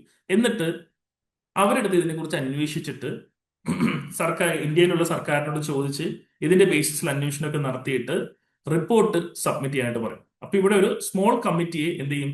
ഉദാഹരണം ഞാൻ പറഞ്ഞല്ലോ, ഇവിടെ സംഘടന, ഇപ്പൊ സർവീസ് സംഘടന, നമ്മൾ പറഞ്ഞ പോലെ എംപ്ലോയറിന്റെ സംഘടന ഒരു പരാതി കൊടുത്തു, അല്ലെങ്കിൽ എംപ്ലോയീസിന്റെ സംഘടന എന്തോ ആയിക്കോട്ടെ, സംഘടനകൾ പരാതി കൊടുത്തു, ഇവിടെ ഗവൺമെന്റ് ഓഫ് ഇന്ത്യ ഇന്ന നിയമം പാലിച്ചില്ല, ഇവിടെ കൊണ്ടുവന്നിട്ടില്ല. ഓ അത് ശരി. അങ്ങനെ ILO എന്ത് ചെയ്യും? ILOയുടെ ഗവേണിംഗ് ബോഡി എന്ത് ചെയ്യും? നേരത്തെ പറഞ്ഞ പോലെ നമ്മുടെ അഡ്മിനിസ്ട്രേറ്റീവ് ബോഡി എന്ത് ചെയ്യും? ഇതിനെക്കുറിച്ച് ഒരു കമ്മിറ്റി രൂപീകരിക്കും. അതായത് കമ്മിറ്റിയോട് ഇതിനെക്കുറിച്ച് അന്വേഷിച്ചിട്ട് റിപ്പോർട്ട് സമർപ്പിക്കാൻ പറയും. ഇനി അതോടൊപ്പം തന്നെ രണ്ടാമത്തെ ഒരു സാഹചര്യം ആർട്ടിക്കിൾ 26 പറയുന്നുണ്ട്. ഇപ്പൊ ഒരു രാജ്യത്തിന് വേറെ ഒരു മെമ്പർ രാജ്യത്തിനെതിരെ പരാതിപ്പെടാം ആ കോൺഫറൻസിൽ ഗവേണിംഗ് ബോഡിയോട്. ഇപ്പൊ ഉദാഹരണം ഇന്ത്യക്ക് പരാതിയില്ല, പാകിസ്ഥാൻ അല്ലെങ്കിൽ ന്യൂസിലാൻഡ് അല്ലെങ്കിൽ ഓസ്ട്രേലിയ, ഇങ്ങനെ നമ്മൾ മറ്റേ ILOയുടെ കൺവെൻഷനിൽ ഒപ്പിട്ടിട്ടുള്ള ഈ രാജ്യങ്ങൾ, ഞങ്ങൾ മാത്രമേ നിയമം കൊണ്ടുവന്നിട്ടുള്ളൂ, മറ്റു രാജ്യങ്ങൾ ഈ നിയമം കൊണ്ടുവന്നിട്ടില്ല എന്ന് പറഞ്ഞ് പരാതിപ്പെടാം. സർ, അപ്പൊ ഞങ്ങളിപ്പോ ഉദാഹരണം ലേബർ കോഡ്, നമ്മുടെ പുതിയ ലേബർ നിയമമാണ് ലേബർ കോഡ്. ആ ലേബർ കോഡ് ഇന്ത്യ ഇപ്പോ എന്ത് ചെയ്തിട്ടുണ്ട്? നിലവിൽ കൊണ്ടുവന്നിട്ട് നവംബർ 22-ന് ശേഷം ലേബർ കോഡ് ഇന്ന് പ്രാബല്യത്തിൽ വന്നിരിക്കുകയാണ്. പക്ഷേ ഈ പ്രാബല്യത്തിൽ വന്നു. അപ്പോ ഉദാഹരണം ലേബർ കോഡിൽ പറഞ്ഞ പല പ്രൊവിഷൻസും നമ്മുടെ ഇന്റർനാഷണൽ ലേബർ ഓർഗനൈസേഷൻസിന്റെ ലേബർ സ്റ്റാൻഡേർഡ്സ് ആണ്, അത് ആദ്യം മനസ്സിലാക്കുക. അപ്പോ ഓസ്ട്രേലിയ ആ സ്റ്റാൻഡേർഡ്സ് ഇംപ്ലിമെന്റ് ചെയ്തില്ല, അവരുടെ നാട്ടിൽ നിയമം ഇറക്കിയില്ല എന്ന് ഇന്ത്യ പരാതിപ്പെടാണ്. അപ്പോൾ ഇങ്ങനെ വരുമ്പോൾ ഇത് വളരെ സീരിയസ് ആയിട്ടുള്ള, വളരെ സിവിയർ ആയിട്ടുള്ള ഒരു വയലേഷൻ ആണ് കേട്ടോ, ഇങ്ങനെ ഒരു രാജ്യം വേറൊരു രാജ്യത്തിനെതിരെ പരാതി കൊടുക്കുക എന്ന് പറയുന്നത്. അങ്ങനെ വരാണെന്നുണ്ടെങ്കിൽ എന്ത് സംഭവിക്കും? ആർട്ടിക്കിൾ 26 പ്രകാരം ഒരു കമ്മീഷൻ ഓഫ് എൻക്വയറി, ശ്രദ്ധിക്കുക, കമ്മീഷൻ ഓഫ് എൻക്വയറി ആര് കോൺസ്റ്റിറ്റ്യൂട്ട് ചെയ്യും? നമ്മുടെ ഗവേണിംഗ് ബോഡി, നമ്മുടെ അഡ്മിനിസ്ട്രേറ്റീവ് വിങ് ഉണ്ടല്ലോ, അവരെന്ത് ചെയ്യും? രൂപീകരിക്കും commission of enquiry, which is the highest level of investigation. ഈ കമ്മീഷൻ ഓഫ് എൻക്വയറി ആണ് ഐയിലോടെ ഇന്റർനാഷണൽ ലേബർ ഓർഗനൈസേഷന്റെ ഏറ്റവും ഹയസ്റ്റ് ഫോമിലുള്ള ഇൻവെസ്റ്റിഗേഷൻ വിങ് എന്ന് പറയുന്നത്, which is the highest level of investigation in the ILO. Okay, എന്നിട്ട് ഇവരെന്ത് ചെയ്യും? ഇതിനെക്കുറിച്ച് അന്വേഷണം നടത്തും എന്നുള്ളതാണ്. ഇനി ഞാൻ ഒരു കാര്യം ഞാൻ മറന്നുപോയി ക്ലാസ് തുടങ്ങിയപ്പോൾ നമുക്ക് ഈ ഫസ്റ്റ് മൊഡ്യൂളിന് നമുക്ക് അവോർഡ് ചെയ്തിട്ടുള്ള മാർക്ക് എന്ന് പറയുന്നത് 3 മാർക്കാണ് കേട്ടോ. 3 മാർക്കാണ്. അപ്പോ നിങ്ങൾ ഇതിനകത്ത് ശ്രദ്ധിക്കേണ്ട ഒരു കാര്യം എന്ന് വെച്ച് കഴിഞ്ഞാൽ നമ്മുടെ ഐഎൽഒയുടെ 3 ഓർഗൻസ് ഏതാന്നുള്ളത് നിങ്ങൾ കൃത്യമായിട്ട് മനസ്സിലാക്കുക. ഐഎൽഒ വന്ന വർഷം ഏത് ട്രീറ്റി പ്രകാരമാണ്, പിന്നെ ഏത് ട്രീറ്റി പ്രകാരമാണ് ഐഎൽഒയുടെ ഗോൾസുകൾ റീഡിഫൈൻ ചെയ്തത്, ആ ട്രീറ്റിയുടെ പേര് ഫിലാഡൽഫിയ ട്രീറ്റി, ഏത് വർഷം 1944. ഇങ്ങനെയുള്ള കാര്യങ്ങളൊക്കെ ഒന്ന് ജസ്റ്റ് ഒന്ന് നോട്ട് ചെയ്ത് വെക്കുക. പിന്നെ ശ്രദ്ധിക്കേണ്ട ഒരു കാര്യം, 2 ഫണ്ടമെന്റൽ കൺവെൻഷൻസ്. 2 ഫണ്ടമെന്റൽ കൺവെൻഷൻസ് ഉണ്ട്. അതായത് നിങ്ങൾ ഇവിടെ ശ്രദ്ധിക്കേണ്ട കാര്യം, ഞാൻ ഈ പറയാൻ പോകുന്നത് നിങ്ങളുടെ കഴിഞ്ഞ ലീഗൽ അസിസ്റ്റന്റ് പരീക്ഷയ്ക്കൊക്കെ ചോദിച്ചതാണ് ഇതിൽ നിന്നും, ഈ ഒരു മേഖലയിൽ നിന്നും. അതുകൊണ്ട് തന്നെ ഇത് മിക്കവാറും നമ്മുടെ PSCയുടെ ക്വസ്റ്റ്യൻസ് ഒക്കെ എടുത്ത് പരിശോധിച്ചാൽ ലേബറുമായി ബന്ധപ്പെട്ട് ഐഎൽഒയുമായി ബന്ധപ്പെട്ടുകൊണ്ട് എപ്പോഴും റിപ്പീറ്റഡ്ലി ചോദിക്കുന്ന ഒരു ഭാഗവും കൂടിയാണ് ഇത്. ഒന്ന് ശ്രദ്ധിക്കുക, 2 ഫണ്ടമെന്റൽ കൺവെൻഷൻസ്. കൺവെൻഷൻസ്, ആ കൺവെൻഷന്റെ നമ്പർ ഉൾപ്പെടെ എല്ലാവരും നോട്ട് ചെയ്യണം. ഇതിന്റെ ഞാൻ കുറച്ച് ഡീറ്റെയിൽ ആയിട്ടുള്ള കാര്യങ്ങൾ അടുത്ത സ്ലൈഡുകളിൽ പറയുന്നുണ്ട്. അപ്പൊ ആദ്യം നിങ്ങൾ മനസ്സിലാക്കുക, കൺവെൻഷൻ നമ്പർ 87, അതോടൊപ്പം തന്നെ കൺവെൻഷൻ നമ്പർ 98. ഈ 2 കൺവെൻഷൻസ് ഒന്ന് ശ്രദ്ധിക്കുക. അതിൽ ഒന്നാമത് കൺവെൻഷൻ നമ്പർ 87. ഈ 87 എന്താണ് പറയുന്നത്? നമ്മൾ അതിനു മുന്നേ നമ്മുടെ ഈ ഇന്റർനാഷണൽ ലേബർ ഓർഗനൈസേഷനുമായി ബന്ധപ്പെട്ടുകൊണ്ട് നമുക്ക് ഏകദേശം 192 കൺവെൻഷൻസ് ഉണ്ട് മൊത്തത്തിൽ. ഏകദേശം 192 കൺവെൻഷൻസ് ആണ്, അതായത് 192 നിയമങ്ങളാണ് സോഫാർ ഇന്റർനാഷണൽ ലേബർ ഓർഗനൈസേഷൻ പാസ്സാക്കിയിട്ടുള്ളത്. അതിലിപ്പോ ലേറ്റസ്റ്റ് ആയിട്ട് വന്നിട്ടുള്ള കൺവെൻഷൻ നിങ്ങൾ ജസ്റ്റ് നോക്കിയാൽ മതി. 192ാമത്തെ കൺവെൻഷൻ എന്ന് പറയുന്നത് കൺവെൻഷൻ നമ്പർ 192. അത് എന്തിനെ കുറിച്ച് പറയുന്നതാണ്? Biological hazards convention. എല്ലാവരും ഓർത്തിരിക്കുക, ബയോളജിക്കൽ ഹസാർഡ്സ് കൺവെൻഷൻ. നമുക്ക് ഏകദേശം 192 കൺവെൻഷൻസ് ഉണ്ട്. അതിൽ 192ാമത്തെ കൺവെൻഷൻ എന്ന് പറയുന്നത് ദ ബയോളജിക്കൽ ഹസാർഡ്സ് കൺവെൻഷൻ. വളരെ ഇമ്പോർട്ടന്റ് ആണ്. ഇത് വന്നത് 2025 ജൂൺ മാസമാണ്. മനസ്സിലാവുന്നുണ്ടോ? And this was a significant milestone as it is the first international labour standard specifically dedicated to protecting workers from biological risk. ലോകത്തിലെ എന്താണ് ബയോളജിക്കൽ റിസ്കിൽ നിന്നും ബയോളജിക്കൽ ഹസാർഡ്സിൽ നിന്നും പ്രൊട്ടക്ട് ചെയ്യുന്നതിന് വേണ്ടിയിട്ട് വന്നിട്ടുള്ള, എന്നാൽ ലോകത്തിലെ അല്ലെങ്കിൽ തന്നെ ആദ്യത്തെ ഒരു ലേബർ സ്റ്റാൻഡേർഡ് ആണ് ഇത് എന്നുള്ളത് മനസ്സിലാക്കുക. ഈ കൺവെൻഷൻ നമ്പർ എത്രയാണ്? 192 ആണ്. നമ്മൾ 2026 എത്തി നിൽക്കുമ്പോൾ എന്ത് ചെയ്തിട്ടുണ്ട്? ഇപ്പോ നമ്മൾ ഇന്ത്യയുടെ കേസ് എടുക്കാം. ഇന്ത്യ സോഫാർ 45 കൺവെൻഷൻ, അതായത് നമ്മുടെ 192 കൺവെൻഷൻസ് ഇന്റർനാഷണൽ ലേബർ ഓർഗനൈസേഷൻ പാസ്സാക്കിയിട്ടുള്ളതിൽ ഇന്ത്യ റാറ്റിഫൈ ചെയ്തിട്ടുള്ളത് 45 കൺവെൻഷൻസ് ആണ്. 45 കൺവെൻഷൻസ് ആൻഡ് 1 പ്രോട്ടോകോൾ. പ്രോട്ടോകോൾ എന്ന് പറഞ്ഞാൽ നമ്മൾ അമെന്റ്മെന്റ്സ് ആണ്.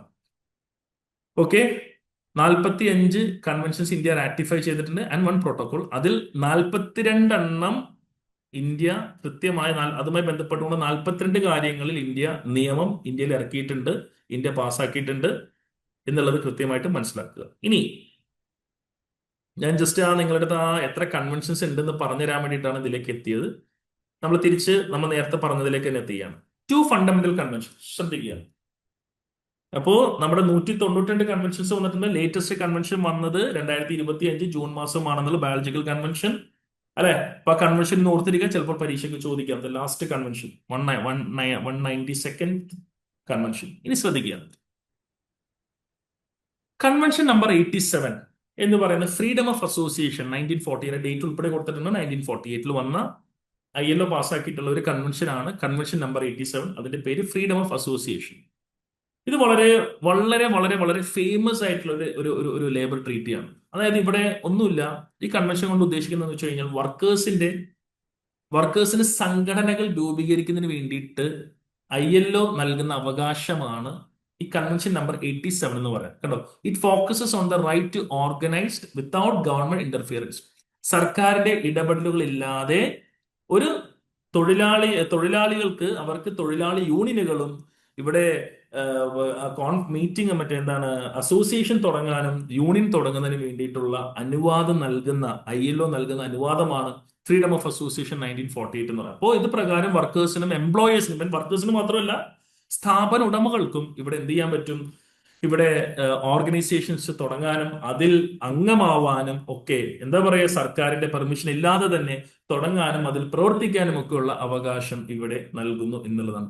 മാത്രവുമല്ല, ഇങ്ങനെ തുടങ്ങുന്ന തൊഴിലാളി സംഘടനകളായിക്കോട്ടെ എംപ്ലോയർമാരുടെ സംഘടനകളായിക്കോട്ടെ അവർക്ക് അവരുടേതായിട്ടുള്ള ഭരണഘടന നിശ്ചയിക്കുവാനും എന്താ പറയാ, അതിൽ ആരൊക്കെ അംഗങ്ങളായിട്ട് വരണം, എങ്ങനെ ആ സ്ഥാപനം നടത്തിക്കൊണ്ട് പോകണം, എങ്ങനെ ആ ഒരു സംഘടന നടത്തിക്കൊണ്ട് പോകണം എന്നുള്ളതുമായി ബന്ധപ്പെട്ടുകൊണ്ട് മുഴുവൻ ഓട്ടോണമിയും സ്വാതന്ത്ര്യവും ആ സംഘടനകൾക്ക് ഉണ്ടാവും, തൊഴിലാളി സംഘടനകൾക്ക് ഉണ്ടാവും, അല്ലെങ്കിൽ എംപ്ലോയറുടെ സംഘടനകൾക്ക് ഉണ്ടാവും. അതിൽ ഗവൺമെന്റ് ഇന്റർവെൻഷൻസ് പാടില്ല എന്നുള്ളതാണ് ഈ കൺവെൻഷൻ നമ്പർ 87 പറയുന്നത്. എല്ലാവരും ശ്രദ്ധിക്കാമോ, ഇറ്റ്സ് വെരി ഇമ്പോർട്ടന്റ്. എന്നാൽ നമുക്കൊരു പ്രശ്നമുണ്ട്. നമ്മൾ ഈ മാത്രം അതിലേക്ക് എത്താം. പ്രശ്നം എന്ന് പറയുന്നത്, പ്രശ്നത്തിന് മുന്നേ നമ്മുടെ ഗവൺമെന്റിന് ഈ സംഘടന ഇങ്ങനെ തൊഴിലാളികളും എംപ്ലോയർമാരും രൂപീകരിക്കുന്ന ഈ സംഘടനകളെ പിരിച്ചുവിടാനോ സസ്പെൻഡ് ചെയ്യാനോ ഒന്നും പാടില്ല എന്നുള്ളതും ഈ കൺവെൻഷൻ പ്രകാരം ILO കൺവെൻഷനകത്ത് പറയുന്നുണ്ട് എന്നുള്ളതാണ്. പിന്നെ നമുക്ക് ചെറിയ ചെറിയ തൊഴിലാളി യൂണിയനുകൾക്ക് വലിയ വലിയ തൊഴിലാളി യൂണിയനുമായിട്ട് ചേരാൻ, അതായത് ഫെഡറേറ്റ് ചെയ്യാൻ, അതായത് ഇപ്പൊ നമ്മള് കൊച്ചിയിലുള്ള ഒരു ചെറിയ ഒരു ഓട്ടോ തൊഴിലാളി യൂണിയൻ എന്ത് ചെയ്തു, INTUCയുമായിട്ട്, INTUC വലിയൊരു തൊഴിലാളി നാഷണൽ ലെവലിലുള്ള തൊഴിലാളി യൂണിയൻ, അല്ലെങ്കിൽ BMS എന്ന് പറഞ്ഞ വലിയൊരു തൊഴിലാളി യൂണിയനാണ്. ആ യൂണിയനുമായിട്ട് എന്ത് ചെയ്തു, മെർജ് ചെയ്തു, അവരോട് ചേർന്നു, അവരോട് രൂപീകരിച്ച് അവരുമായിട്ട് ചേർന്നുകൊണ്ട് പ്രവർത്തിക്കാം. ഇങ്ങനെ ഇപ്പൊ മെർജ് ചെയ്യാനും കോൺഫെഡറേറ്റ് ചെയ്യാനും ഒക്കെയുള്ള അവകാശം എന്ത് ചെയ്യുന്നുണ്ട്, നമ്മളുടെ ഈ ഒരു എന്ത് ചെയ്യുന്നുണ്ട്, കൺവെൻഷൻസ് അല്ലെങ്കിൽ ILO നമുക്ക് നൽകുന്നുണ്ട് എന്നുള്ളതാണ്. കഴിഞ്ഞില്ല. അപ്പൊ ഞാൻ ഈ convention number 87 freedom of association 1948 ഒന്ന് കൃത്യമായി ഓർത്തിരിക്കുക. എന്തുകൊണ്ട് ഇത് ഞാൻ പറയുന്നു എന്നുള്ളത് അടുത്ത സ്ലൈഡ് കൊണ്ട് പറഞ്ഞിട്ട് പറയാം. ഈ പറഞ്ഞിരിക്കുന്ന ഈ സ്ലൈഡ് നിങ്ങൾ കൃത്യമായിട്ട് ഓർത്തിരിക്കുക. Convention number 87 freedom of association. രണ്ടാമത്തെ കൺവെൻഷൻ എന്ന് പറയുന്നത് കൺവെൻഷൻ നമ്പർ 98 ആണ്. Convention number 98, that is right to organise and collective bargaining. Right to organize and collective bargaining 1949. So which discusses about the protection the union from government, which protects the union from the government. So ഇത് എന്താണ് പറയുന്നത് എന്ന് വെച്ച് കഴിഞ്ഞാൽ, ഇവിടെ നമ്മൾ നേരത്തെ പറഞ്ഞ കൺവെൻഷൻ നമ്പർ 87മായി ബന്ധപ്പെട്ടുകൊണ്ട് കൺവെൻഷൻ നമ്പർ 87മായി ബന്ധപ്പെട്ടുകൊണ്ട് നമ്മൾ പറഞ്ഞു ഫ്രീഡം ഓഫ് അസോസിയേഷൻ, അല്ലെങ്കിൽ ഇവിടെ സംഘടനകൾ രൂപീകരിക്കാനുള്ള അധികാരം ഇവിടെ തൊഴിലാളികൾക്ക് ഉണ്ടെന്ന് പറഞ്ഞു, അല്ലെ? ഇവിടെ അത് കഴിഞ്ഞിട്ടുള്ള നമ്മുടെ കൺവെൻഷൻ നമ്പർ 98 എന്താ പറയുന്നത്? 87 ആണെങ്കിൽ ഇത് 98 ആണ് എന്ന് പറയുന്നത്. എന്താണ് ഇവിടെ മറ്റേ സർക്കാരിൽ നിന്നും പ്രൊട്ടക്ഷൻ, അതായത് ഞാൻ പറഞ്ഞല്ലോ, സർക്കാർ ഗവൺമെന്റ് ഇവരുടെ യൂണിയൻ പ്രവർത്തനങ്ങളിൽ ഇടപെടാൻ പാടില്ല. അതോടൊപ്പം തന്നെ യൂണിയനിൽ ഏതെങ്കിലും ഒരു തൊഴിലാളി, അല്ലെങ്കിൽ ഇവിടെ വർക്കേഴ്സിന്റെ അസോസിയേഷനോ യൂണിയനോ തുടങ്ങി, അല്ലെങ്കിൽ ഏതെങ്കിലും തൊഴിലാളി യൂണിയനുകളിൽ ഏതെങ്കിലും സ്ഥാപനത്തിലെ തൊഴിലാളികൾ അംഗമാവുകയും മറ്റും ചെയ്തു കഴിഞ്ഞാൽ സ്ഥാപനത്തിന്റെ ഉടമസ്ഥരിൽ നിന്നും ആന്റി ഡിസ്ക്രിമിനേഷൻ, ഒരു തരത്തിലുമുള്ള ഡിസ്ക്രിമിനേഷൻ കാണിക്കാൻ പാടില്ല. ഫോർ എക്സാമ്പിൾ, ഞാനൊരു INTUCൽ ജോയിൻ ചെയ്തപ്പോൾ ഞാൻ വർക്ക് ചെയ്യുന്ന സ്ഥാപനത്തിൽ എന്റെ ബോസ് എന്നോട് വളരെ മോശമായിട്ട് പെരുമാറുന്നു, എനിക്ക് ആനുകൂല്യങ്ങൾ നൽകുന്നില്ല, എന്നോട് ഒരു വിവേചനം കാണിക്കുന്നു. കാരണം ഇവൻ എന്താണ്, ഈ തൊഴിലാളി സംഘടനയിൽ പ്രവർത്തിക്കുന്നവനല്ലേ. അങ്ങനെയുള്ള നടപടികളും ഡിസ്ക്രിമിനേഷൻസും ഒന്നും തന്നെ ആരുടെ ഭാഗത്തുനിന്ന് ഉണ്ടാവാൻ പാടില്ല, എംപ്ലോയറുടെ ഭാഗത്തുനിന്ന് ഉണ്ടാവാൻ പാടില്ല എന്നുള്ളത് ILO ഒരു കൺവെൻഷൻ ഇറക്കി, റൂൾ ഇറക്കി. ഏത് കൺവെൻഷൻ നമ്പർ 98. അപ്പോ വർക്കേഴ്സിനെ എന്ത് ചെയ്യണം, ഈ യൂണിയനിൽ ചേർന്നു, സംഘടനയിൽ ചേർന്നു എന്നുള്ള കാരണം കൊണ്ട് ഒരു എംപ്ലോയിനെ പിരിച്ചുവിടുക, ഓക്കെ, അല്ലെങ്കിൽ അയാൾക്ക് ജോലി നൽകാതിരിക്കുക, അല്ലെങ്കിൽ അയാളുടെ ആനുകൂല്യങ്ങൾ പിടിച്ചു നോക്കുക, ഇതൊക്കെ കംപ്ലീറ്റ് എന്ത് ചെയ്തിരിക്കുകയാണ്, നിരോധിച്ചിരിക്കുകയാണ്. യെസോനോ? പിന്നെ മാത്രവുമല്ല, ഈ ഒരു കൺവെൻഷനിൽ പറയുന്ന വേറൊരു കാര്യം എന്ന് പറയുന്നത്, എംപ്ലോയറിന്റെ സംഘടന വർക്കേഴ്സിന്റെ സംഘടനയിലേക്കോ വർക്കേഴ്സിന്റെ സംഘടന എംപ്ലോയറിന്റെ സംഘടനയിലേക്കോ ഇന്റർഫിയറൻസ് നടത്താൻ പാടില്ല. ഇത് രണ്ടായിരിക്കണം. വർക്കേഴ്സ് സംഘടനകളും എംപ്ലോയീസിന്റെ സംഘടനകളും ഒരുമിച്ച് പ്രവർത്തിക്കണം എന്നല്ല പറഞ്ഞത്. ഇത് രണ്ട് സംഘടനകളായിട്ടിരിക്കണം. മനസ്സിലായില്ലേ? ഇനി മാത്രവുമല്ല, എന്ത് ചെയ്യാൻ പാടില്ല, ഒരു മറ്റേ എന്താ പറയാ, ആ, ആ, അതായത് രണ്ടിനും ഇൻഡിപെൻഡൻസ് വേണം എന്നാണ് പറഞ്ഞത്. അതിന് പറയാനുള്ള വേറൊരു കാരണം കൂടിയുണ്ട്. ഇപ്പൊ നമ്മുടെയൊക്കെ ചില കമ്പനികളിൽ, ചില സ്ഥാപനങ്ങളിൽ ഇവിടെ വർക്കേഴ്സ് സംഘടനകൾ പേരിന് തുടങ്ങും. ചില സ്ഥാപനങ്ങളിൽ വർക്കേഴ്സ് കൂടിയിട്ട് ഒരു സംഘടന തുടങ്ങും. പക്ഷെ അതിന്റെ മുഴുവൻ ഫണ്ടിങ് എവിടെ നിന്നാ തന്നെ ആ സ്ഥാപനത്തിന്റെ ഉടമസ്ഥന്റെ കയ്യിൽ നിന്ന് പറഞ്ഞത്. അപ്പൊ അങ്ങനെ വരുമ്പോൾ എന്തുണ്ടാവില്ല, അതിനൊരു ഇൻഡിപെൻഡൻസ് ഉണ്ടാവില്ല. പലപ്പോഴും എംപ്ലോയീസ് എംപ്ലോയറിന്റെ ഇൻഫ്ലുവൻസിൽ പെട്ടുകൊണ്ട് എംപ്ലോയീസ് അല്ലെങ്കിൽ വർക്കേഴ്സിന് ഇൻഡിപെൻഡന്റ് ആയിട്ട് കാര്യങ്ങൾ ചെയ്യാൻ പറ്റാത്ത രീതിയിലേക്ക് എംപ്ലോയറിന്റെ ഇന്റർഫിയറൻസ് വരാറുണ്ട്. അപ്പൊ അത് അനുവദിക്കാൻ പാടില്ല. ഒരു കാരണവശാലും ഒരു തൊഴിലാളി സംഘടന മുതലാളികളുടെ അല്ലെങ്കിൽ മുതലാളി സംഘടനയുടെ അല്ലെങ്കിൽ മുതലാളിയുടെ ഫണ്ട് കൊണ്ട് സംഘടന തുടങ്ങാൻ പാടില്ല. അത് കംപ്ലീറ്റ്ലി ഇവിടെ പ്രൊഹിബിറ്റ് ചെയ്തിരിക്കുക. കാരണം ഇവിടെ എന്തെങ്കിലും പ്രോപ്പർ ഡിമാർക്കേഷൻ, സെപ്പറേഷൻ വേണം എന്നാണ് ഇവിടെ ഈ ഒരു ഇതിൽ പറഞ്ഞിട്ടുള്ളത്. പിന്നെ പറഞ്ഞത് കളക്റ്റീവ് ബാർഗൈനിങ് ആണ്, അല്ലെ? അതായത് സംഘടനകൾക്ക് തൊഴിലാളികൾക്ക് വേണ്ടിയിട്ട് സംസാരിക്കാൻ ഈ കൺവെൻഷൻ അനുവാദം നൽകുന്നു. ചിലപ്പോ ഞാനൊരു എംപ്ലോയി ആണ്, എന്നെ പിരിച്ചുവിട്ടു, അല്ലെങ്കിൽ എനിക്കെതിരെ ഒരു നടപടി എംപ്ലോയർ എടുത്തു.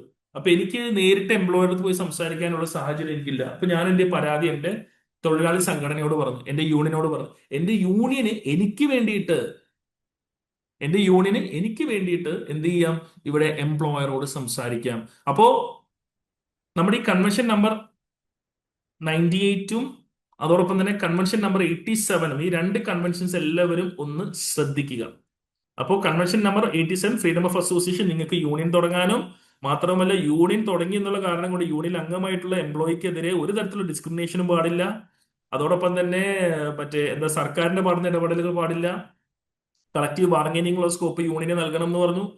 എംപ്ലോയറും എംപ്ലോയിയുടെയും സംഘടനകൾ പരസ്പരം ഇൻഡിപെൻഡന്റ് ആയിട്ട് ഇരിക്കണം എന്ന് പറഞ്ഞു. ഒരു തരത്തിലുള്ള ആന്റി യൂണിയൻ നടപടികൾ അല്ലെങ്കിൽ ആന്റി ഡിസ്ക്രിമിനേറ്റ് നടപടികൾ ഒരു കാരണവശാലും എംപ്ലോയറിന്റെ ഭാഗത്ത് ഉണ്ടാവാൻ പാടില്ല. ഇങ്ങനെയൊക്കെയുള്ള കാര്യങ്ങളാണ് ഈ കൺവെൻഷൻ നമ്പർ 88 പറഞ്ഞിട്ടുള്ളത്. ഇനി ശ്രദ്ധിക്കണം. അപ്പൊ എന്തുകൊണ്ടാണ് നിങ്ങൾ വിചാരിക്കുന്നത് സാർ എന്താണ് എടുത്തുകൊണ്ട് ഈ രണ്ട് കൺവെൻഷൻ എടുത്തു പറയാനുള്ള കാരണം എന്താണ്? കൺവെൻഷൻ നമ്പർ 87-ഉം കൺവെൻഷൻ നമ്പർ 98-ഉം സാർ എടുത്തു പറയാനുള്ള കാരണം എന്താണ്? അതിനുള്ള കാരണമാണ് ഞാൻ ഈ വരുന്ന സ്ലൈഡിൽ പറയാൻ പോകുന്നത്. ശ്രദ്ധിച്ചേ, ഞാൻ എന്റെ ഹെഡിങ് നിങ്ങൾക്ക് കാണാം. India has not ratified conventions 87 and 98. ഠടാ, കണ്ടോ? കൃത്യമായിട്ട് എന്റെ ഉത്തരം കിട്ടി. ഇന്ത്യ എന്ത് ചെയ്തിട്ടില്ല? ഈ രണ്ട് കൺവെൻഷൻസിനെ ഇന്ത്യ എന്ത് ചെയ്തിട്ടില്ല? അംഗീകരിച്ചിട്ടില്ല. വാവ്, അടിപൊളി. ഇന്ത്യ എന്ത് ചെയ്തിട്ടില്ല?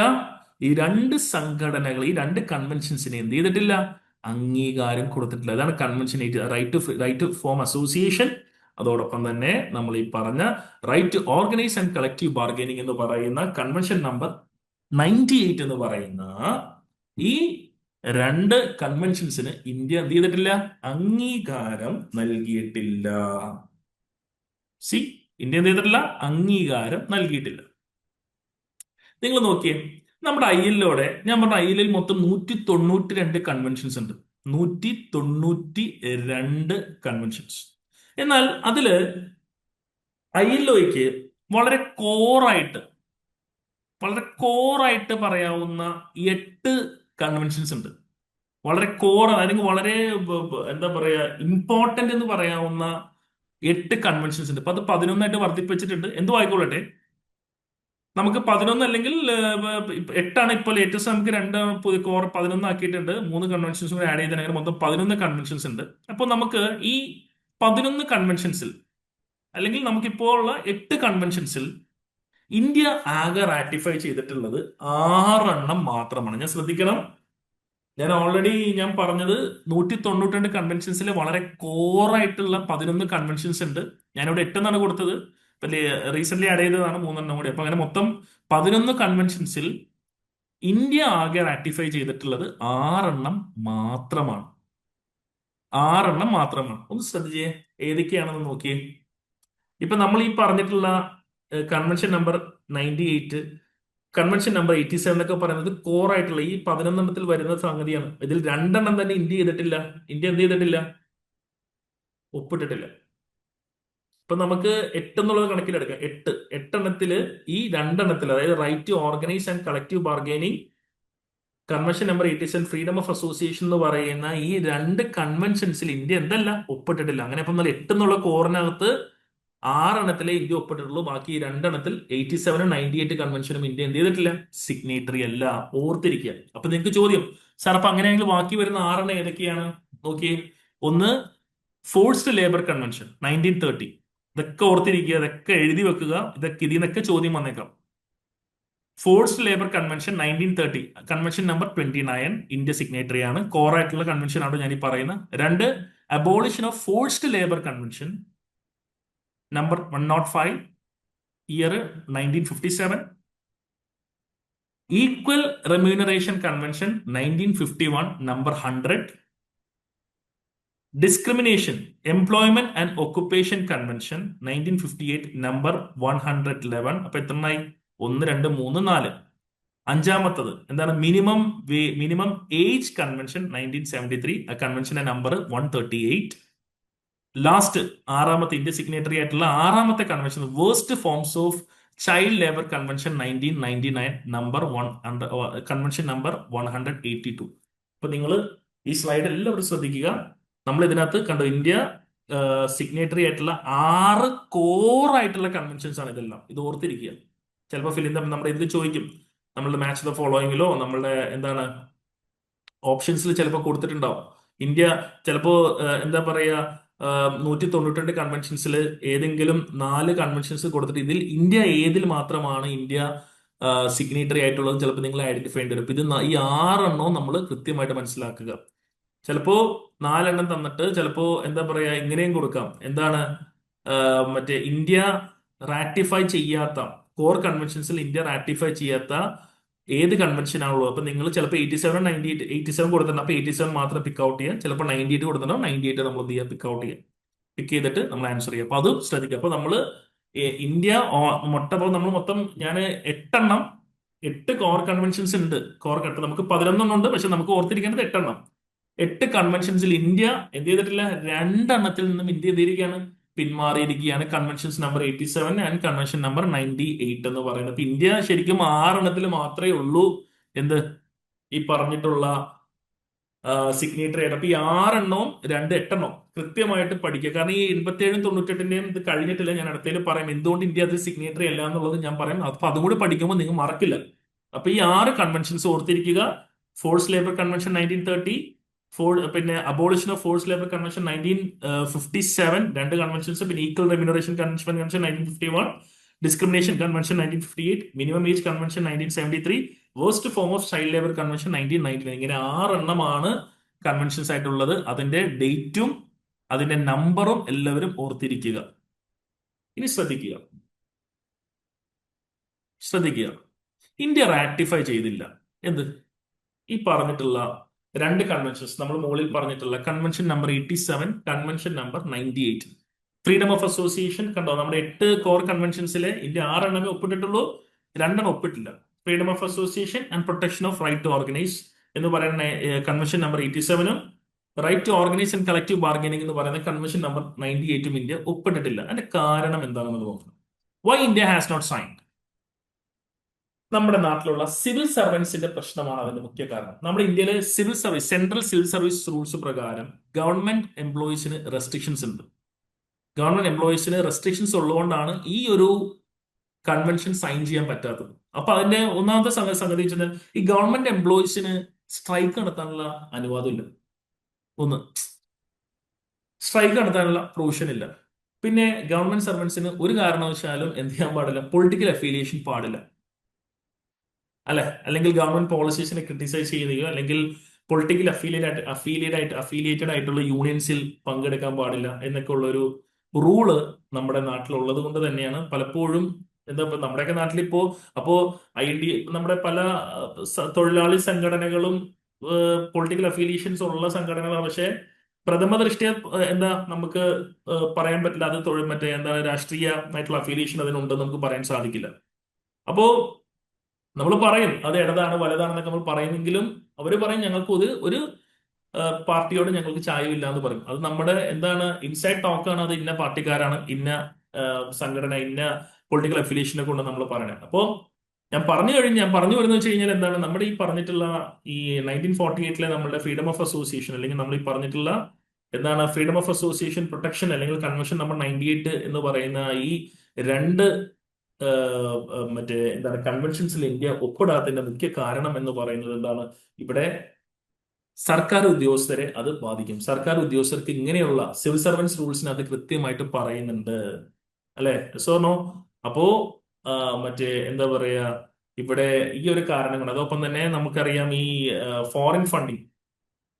നമുക്കറിയാം ഇവിടെ ഈ ഇന്ത്യയിൽ പ്രവർത്തിക്കുന്ന യൂണിയൻസിന് വേണമെന്നുണ്ടെങ്കിൽ എന്ത് ചെയ്യാം, ഇവിടെ ഫോറിൻ കോൺട്രിബ്യൂഷൻ റെഗുലേഷൻ ആക്ട് പ്രകാരം സബ്ജക്ട് ടു FCRA പ്രകാരം ഫോറിൻ ഫണ്ട്സുകൾ അക്സെപ്റ്റ് ചെയ്യാം. പക്ഷെ ഇപ്പൊ ചില നിർദ്ദേശങ്ങളുണ്ട്. പക്ഷെ നമ്മുടെ തൊഴിലാളി സംഘടനകൾ ഇങ്ങനെ നമ്മുടെ ഗവൺമെന്റ് സർവൻസിന് ഇങ്ങനെ സംഘടനകൾ രൂപീകരിച്ചു കഴിഞ്ഞാൽ ഇവർക്ക് ഇങ്ങനെ പ്രവർത്തിക്കാൻ പറ്റില്ല. ഫോറിൻ ഫണ്ടുകൾ സ്വീകരിക്കാൻ പറ്റില്ല. പൊളിറ്റിക്കൽ അഫിലിയേഷൻ പാടില്ല. സ്ട്രൈക്ക് നടത്താൻ പാടില്ല. അപ്പൊ ഇങ്ങനെയൊക്കെ ഉള്ളത് കൊണ്ട് തന്നെ ഇന്ത്യൻ ഗവൺമെന്റ് മനഃപൂർവ്വം എന്ത് ചെയ്തു? കാരണം ഇതിലെങ്ങാനും ഇന്ത്യ സിഗ്നേറ്ററി ആയിരുന്നെങ്കിൽ ഇവിടെ എന്ത് ചെയ്യും, ഇവിടെയുള്ള എല്ലാ സർവീസ് സംഘടനകൾ, ഇവിടെയുള്ള എല്ലാ ഗവൺമെന്റ് എംപ്ലോയീസും എന്ത് ചെയ്യും, അവർക്ക് ഇഷ്ടമുള്ള രീതിയിൽ സംഘടനകൾ രൂപീകരിച്ചുകൊണ്ട് സർക്കാരിനെതിരെ ആക്രമിക്കും, സർക്കാരിന്റെ പോളിസീസിനെതിരെ സംസാരിക്കും, ഒക്കെ ചെയ്യാനുള്ള ഒരു സാഹചര്യം മുൻകൂട്ടി കണ്ടിട്ടാണ് സർക്കാർ എന്ത് ചെയ്യുന്നത്, ഗവൺമെന്റ് എന്ത് ചെയ്യുന്നത്, ഈ ഒരു രണ്ട് കൺവെൻഷൻസിൽ ഗവൺമെന്റ് ഓഫ് ഇന്ത്യ സിഗ്നേറ്ററി ആവാതിരുന്നത് എന്നുള്ളത് മനസ്സിലാക്കുക. എന്നാൽ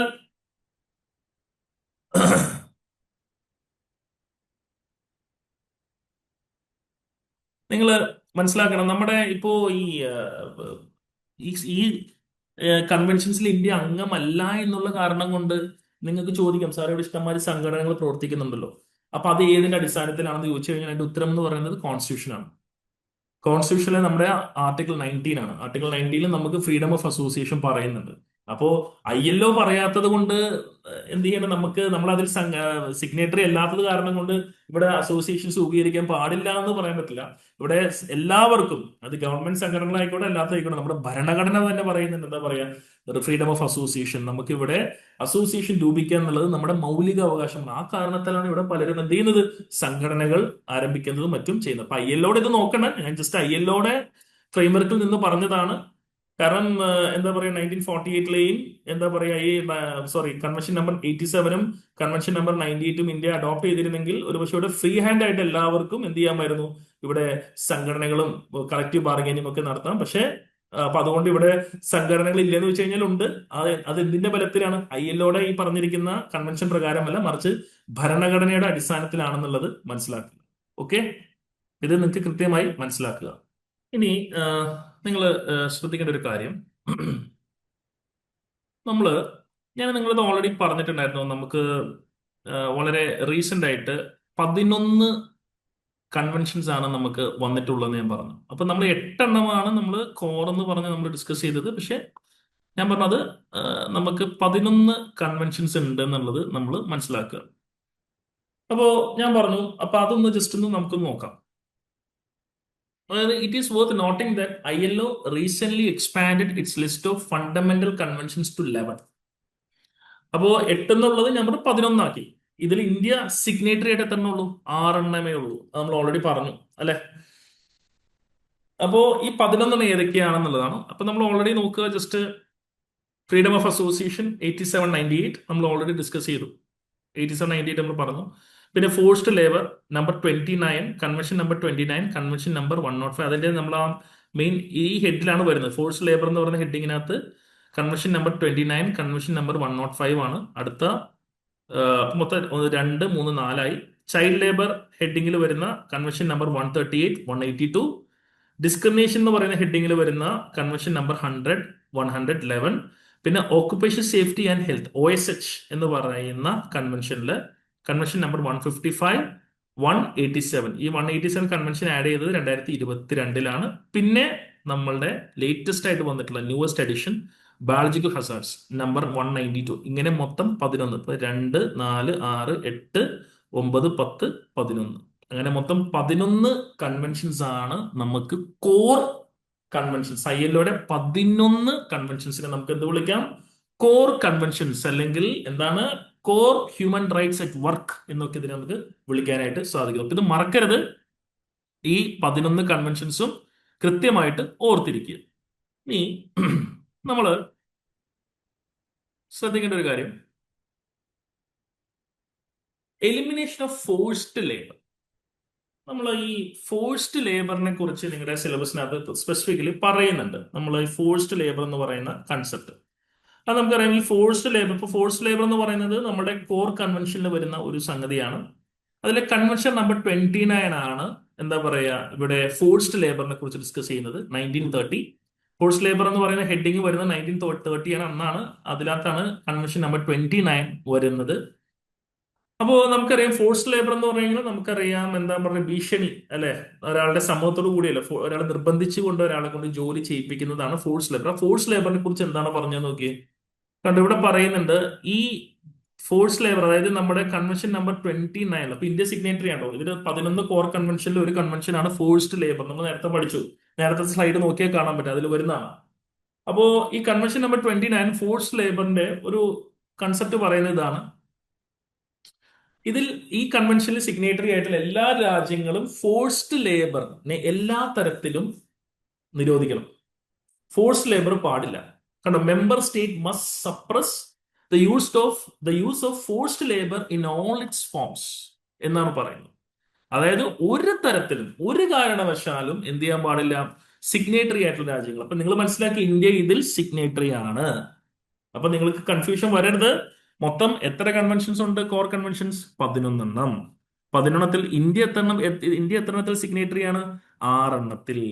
ഇന്ത്യ സിഗ്നേറ്ററി അല്ലാത്ത 2 കോർ കൺവെൻഷൻസ് ഏതൊക്കെയാണെന്നുള്ളത് നമ്മുടെ ഫ്രീഡം ഓഫ് അസോസിയേഷൻ, മറ്റേ എന്താണ് ബാർഗെയിനിങ് എന്ന് പറയുന്ന ആ ഒരു കളക്റ്റീവ് ബാർഗെയിനിങ് എന്ന് പറയുന്ന 2 കൺവെൻഷൻസ്, പിന്നെ ബാക്കിയും എന്താ പറയുക 3 കൺവെൻഷൻസിലും കൂടി ഇന്ത്യ എന്ത് ചെയ്തിട്ടില്ല, അംഗങ്ങളല്ല എന്നുള്ളത് ശരി, നേരെ തന്നെയാണ്. പക്ഷെ ഇമ്പോർട്ടന്റ് എന്ന് പറയുന്നത് ഈ 2 കോർ കൺവെൻഷൻസ് ആണെന്നുള്ളത് ഓർത്തിരിക്കുക. കാരണം ഇതാണ് പരീക്ഷയ്ക്ക് റിപ്പീറ്റഡ്ലി ചോദിച്ചിട്ടുള്ളത് എന്നുള്ളത് കൃത്യമായിട്ട് മനസ്സിലാക്കുക. ഇനി ഏതാണ് ആ 3? അപ്പൊ മൊത്തം 6 കൺവെൻഷൻസിൽ ഇന്ത്യ സിഗ്നേറ്ററി ആണ്. 2 ഇന്ത്യ എന്തായാലും 2 അപ്പൊ നമ്മൾ 2 കോർ കൺവെൻഷൻസ് നമ്മൾ പറഞ്ഞു അല്ലെ. ഇവിടെ നേരത്തെ ഡിസ്കസ് ചെയ്ത നമ്മുടെ 2 കോർ കൺവെൻഷൻസ് 87 98 ഇന്ത്യ ഇതല്ല. ഇനി അല്ലാതെയും ഇന്ത്യ എന്ത് ചെയ്തിട്ടുണ്ട്? അപ്പൊ അങ്ങനെ 6 2 8 9 10 11 3 കൺവെൻഷൻസിനും കൂടി ഇന്ത്യ എന്ത് ചെയ്തിട്ടുള്ള സിഗ്നേറ്ററി. അത് ഏതൊക്കെയാണെന്ന് ഞാനിപ്പോ പറയാം, അടുത്ത സ്ലൈഡിൽ ഞാൻ പറയുന്നുണ്ട്. അപ്പോ അതിനു മുന്നേ ഈ ഫോഴ്സ്ഡ് ലേബർ കോർ കൺവെൻഷനിൽ പെട്ടാണ് ഫോഴ്സ്ഡ് ലേബർ. അപ്പൊ അതിനകത്ത് പറയുന്നുണ്ട് ഒരു കാരണവശാലും ഇതിൽ സിഗ്നേറ്ററി ആയിട്ടുള്ള രാജ്യങ്ങൾ എന്ത് ചെയ്യാൻ പാടില്ല, കൺവെൻഷൻ നമ്പർ 29 പ്രകാരം എല്ലാ തരത്തിലുള്ള ഫോഴ്സ്ഡ് ലേബറിനെയും എന്ത് ചെയ്തിരിക്കും, നിരോധിക്കണം എന്നുള്ള ഒരു പ്രൊഹിബിഷൻ ഇവിടെ എന്ത് ചെയ്യുന്നുണ്ട്, ഈ കൺവെൻഷൻ പറയുന്നു. അതിൽ എക്സംഷൻ എന്ന് പറയുന്നത് compulsory military service, normal civic obligations, പിന്നെ ആൻഡ് പ്രിസൺ ലേബർ. നമുക്കറിയാം പ്രിസൺ ലേബർ അണ്ടർ സൂപ്പർവിഷൻ ആയിരിക്കണം കേട്ടോ. ഇതിനൊരിക്കലും ഫോഴ്സ്ഡ് ലേബർ എന്ന് വിളിക്കാനായിട്ട് സാധിക്കില്ല. കാരണം നമ്മൾ ജയിൽ പുള്ളികൾ നിർബന്ധമായിട്ട് ജോലി ചെയ്തേ പറ്റുള്ളൂ അല്ലെ. പിന്നെ നമുക്കറിയാം ഈ 2004 ഇതിന്റെ ഒരു അമെന്റ്മെന്റ് വന്നിട്ടുണ്ട്. 2014 പ്രോട്ടോകോൾ, അതായത് നമ്മുടെ ഈ പ്രോട്ടോകോൾ എന്ന് പറയുന്നത് അമെന്റ്മെന്റ് എന്നാണ് അർത്ഥം. അപ്പോൾ നമ്മുടെ കൺവെൻഷൻ നമ്പർ 29 2014 എന്ത് ചെയ്തിട്ടുണ്ട്, ഒരു അമെന്റ്മെന്റ് വന്നിട്ടുണ്ട്. അത് പ്രകാരം ഇവിടെ എന്ത് ചെയ്യുന്നു, ഇവിടെ ഹ്യൂമൻ ട്രാഫിക്കിംഗ് ടാക്കിൾ ചെയ്യുന്നതിന് വേണ്ടിയിട്ട്, ഹ്യൂമൻ ട്രാഫിക്കിംഗ് മനുഷ്യക്കടത്തിനെ ടാക്കിൾ ചെയ്യുന്നതിന് വേണ്ടിയിട്ട്, അതോടൊപ്പം തന്നെ ഇതിൽ വിക്ടിംസ് ആവുന്നവരെ സംരക്ഷിക്കുന്നതിന് വേണ്ടിയിട്ട് ഒരു അമെന്റ്മെന്റും ഈ ഫോഴ്സ്ഡ് ലേബർ എന്ന് പറയുന്ന ഹെഡിങ്ങിനകത്ത് കൊണ്ടുവന്നിട്ടുണ്ട്. അത് വന്നത് 2014 മനസ്സിലാക്കുക. പിന്നെ നമുക്കറിയാം ഈ ഫോഴ്സ്ഡ് ലേബറിന്റെ ഹെഡിങ്ങിൽ തന്നെ വരുന്ന അടുത്തൊരു കൺവെൻഷൻ ആണ് കൺവെൻഷൻ നമ്പർ 105. ഇതും നമ്മുടെ കോർ കൺവെൻഷൻസിൽ ഒന്നാണ്. ഫോഴ്സ്ഡ് ലേബറിൽ വരുന്ന 105 എന്ന് പറയുന്നത് അല്ലെ. അതായത് എന്താ പറയുക, prohibits forced labour as A means of political കൊയേഷൻ four economic development or as A punishment for participating in strikes. നമുക്കറിയാം പലപ്പോഴും നമ്മൾ എംപ്ലോയർക്കെതിരെ സമരത്തിൽ പങ്കെടുത്തതിനും രാജ്യത്തിനെ അല്ലെങ്കിൽ ഗവൺമെന്റിനെതിരെ സമരത്തിൽ പങ്കെടുത്തതിനും വേണ്ടിയിട്ട് എന്ത് ചെയ്യുക, അവരെ കൊണ്ട് നിർബന്ധപൂർവ്വം ജോലി ചെയ്യിപ്പിക്കുക ആസ് എ പണിഷ്മെന്റ്.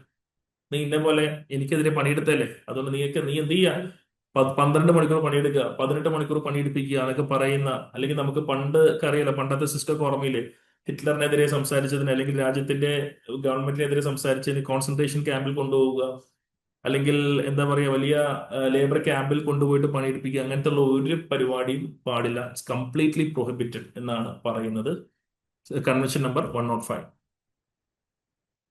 പിന്നെ കൺവെൻഷൻ നമ്പർ 100 നോക്കുക, അതും നമ്മുടെ കോർ കൺവെൻഷനിൽ പെടുന്നതാണ്. Equal pay for equal value. സ്ത്രീക്കും പുരുഷനും നമ്മൾ ഈക്വൽ റെമ്യൂണറേഷൻ ആക്ട് എന്ന് പറയുന്നൊരു നിയമമുണ്ട്. അത് നമ്മൾ പഠിക്കും. നമ്മൾ അടുത്ത മൊഡ്യൂളിലൊക്കെ നമ്മൾ വരുമ്പോൾ പഠിക്കുന്നത് ഈക്വൽ റെമ്യൂണറേഷൻ ആക്ട്. അത് നമ്മുടെ ലേബർ കോഡിനകത്ത് പറയുന്ന ഒരു കാര്യം കൂടിയാണ് ഈക്വൽ റെമ്യൂണറേഷൻ ആക്ട്. എന്തോ ആയിക്കോട്ടെ, അപ്പോ ഇവിടെ നമ്മുടെ കോർ കൺവെൻഷനിലെ കൺവെൻഷൻ നമ്പർ 100-നകത്ത് കൃത്യമായിട്ട് പറയുന്നുണ്ട് equal pay for equal work, അല്ലെങ്കിൽ equal pay for work of equal value. സ്ത്രീയും പുരുഷനും ഒരേ ജോലിയാണ് ചെയ്യുന്നതെങ്കിൽ അവർക്ക് രണ്ടുപേർക്കും ഒരേ രീതിയിലുള്ള ശമ്പളം കൊടുക്കണം. അവിടെ ഡിസ്ക്രിമിനേഷൻ പാടില്ല. അവൾ സ്ത്രീയല്ലേ എന്നുള്ള രീതിക്ക് അവനേക്കാളും കുറച്ച് അവൾക്ക് നൽകാൻ പാടില്ല. രണ്ടുപേർക്കും, രണ്ടുപേരും ചെയ്യുന്ന ജോലി ഒന്നാണെങ്കിൽ ഒരേ ശമ്പളം നൽകണമെന്ന് പറയുന്ന കൺവെൻഷനാണ് കോർ കൺവെൻഷൻ ആണ്. 11 കോർ കൺവെൻഷൻസിൽ ഒരു കൺവെൻഷനാണ് കൺവെൻഷൻ നമ്പർ 100. എന്നാൽ കൺവെൻഷൻ നമ്പർ 111 പറയുന്നത് എന്താണ്? Discrimination employment and occupation. അതായത് എല്ലാവർക്കും, കണ്ടോ, ഈക്വാലിറ്റി ഓഫ് ഓപ്പർച്യൂണിറ്റി. നമ്മുടെ ഭരണഘടന പറയുന്ന ആർട്ടിക്കിൾ 16 ആണ് ഇവിടെ കാണുന്നത്. എന്താണ് ഈക്വാലിറ്റി ഓഫ് ഓപ്പർച്യൂണിറ്റി? എല്ലാവർക്കും ഒരേപോലെയുള്ള അവസരം നൽകുക. സ്ത്രീക്കും പുരുഷനും, സ്ത്രീക്ക് അപ്ലൈ ചെയ്യാൻ പറ്റില്ല, പുരുഷന് മാത്രമേ അപ്ലൈ ചെയ്യാൻ പറ്റുള്ളൂ. അത് ശരിയല്ല. എല്ലാവർക്കും ഒരേപോലെ ഓപ്പർച്യൂണിറ്റി, അവസരങ്ങൾ നൽകുന്നത് നിഷ്കർഷിക്കുന്ന കൺവെൻഷനാണ് convention number 111. That is discrimination employment and occupation. Convention number 111. ഇതും കോർ കൺവെൻഷൻ, 11 കൺവെൻഷനിലെ ഒരു കൺവെൻഷൻ ആണെന്നുള്ളത് മനസ്സിലാക്കുക.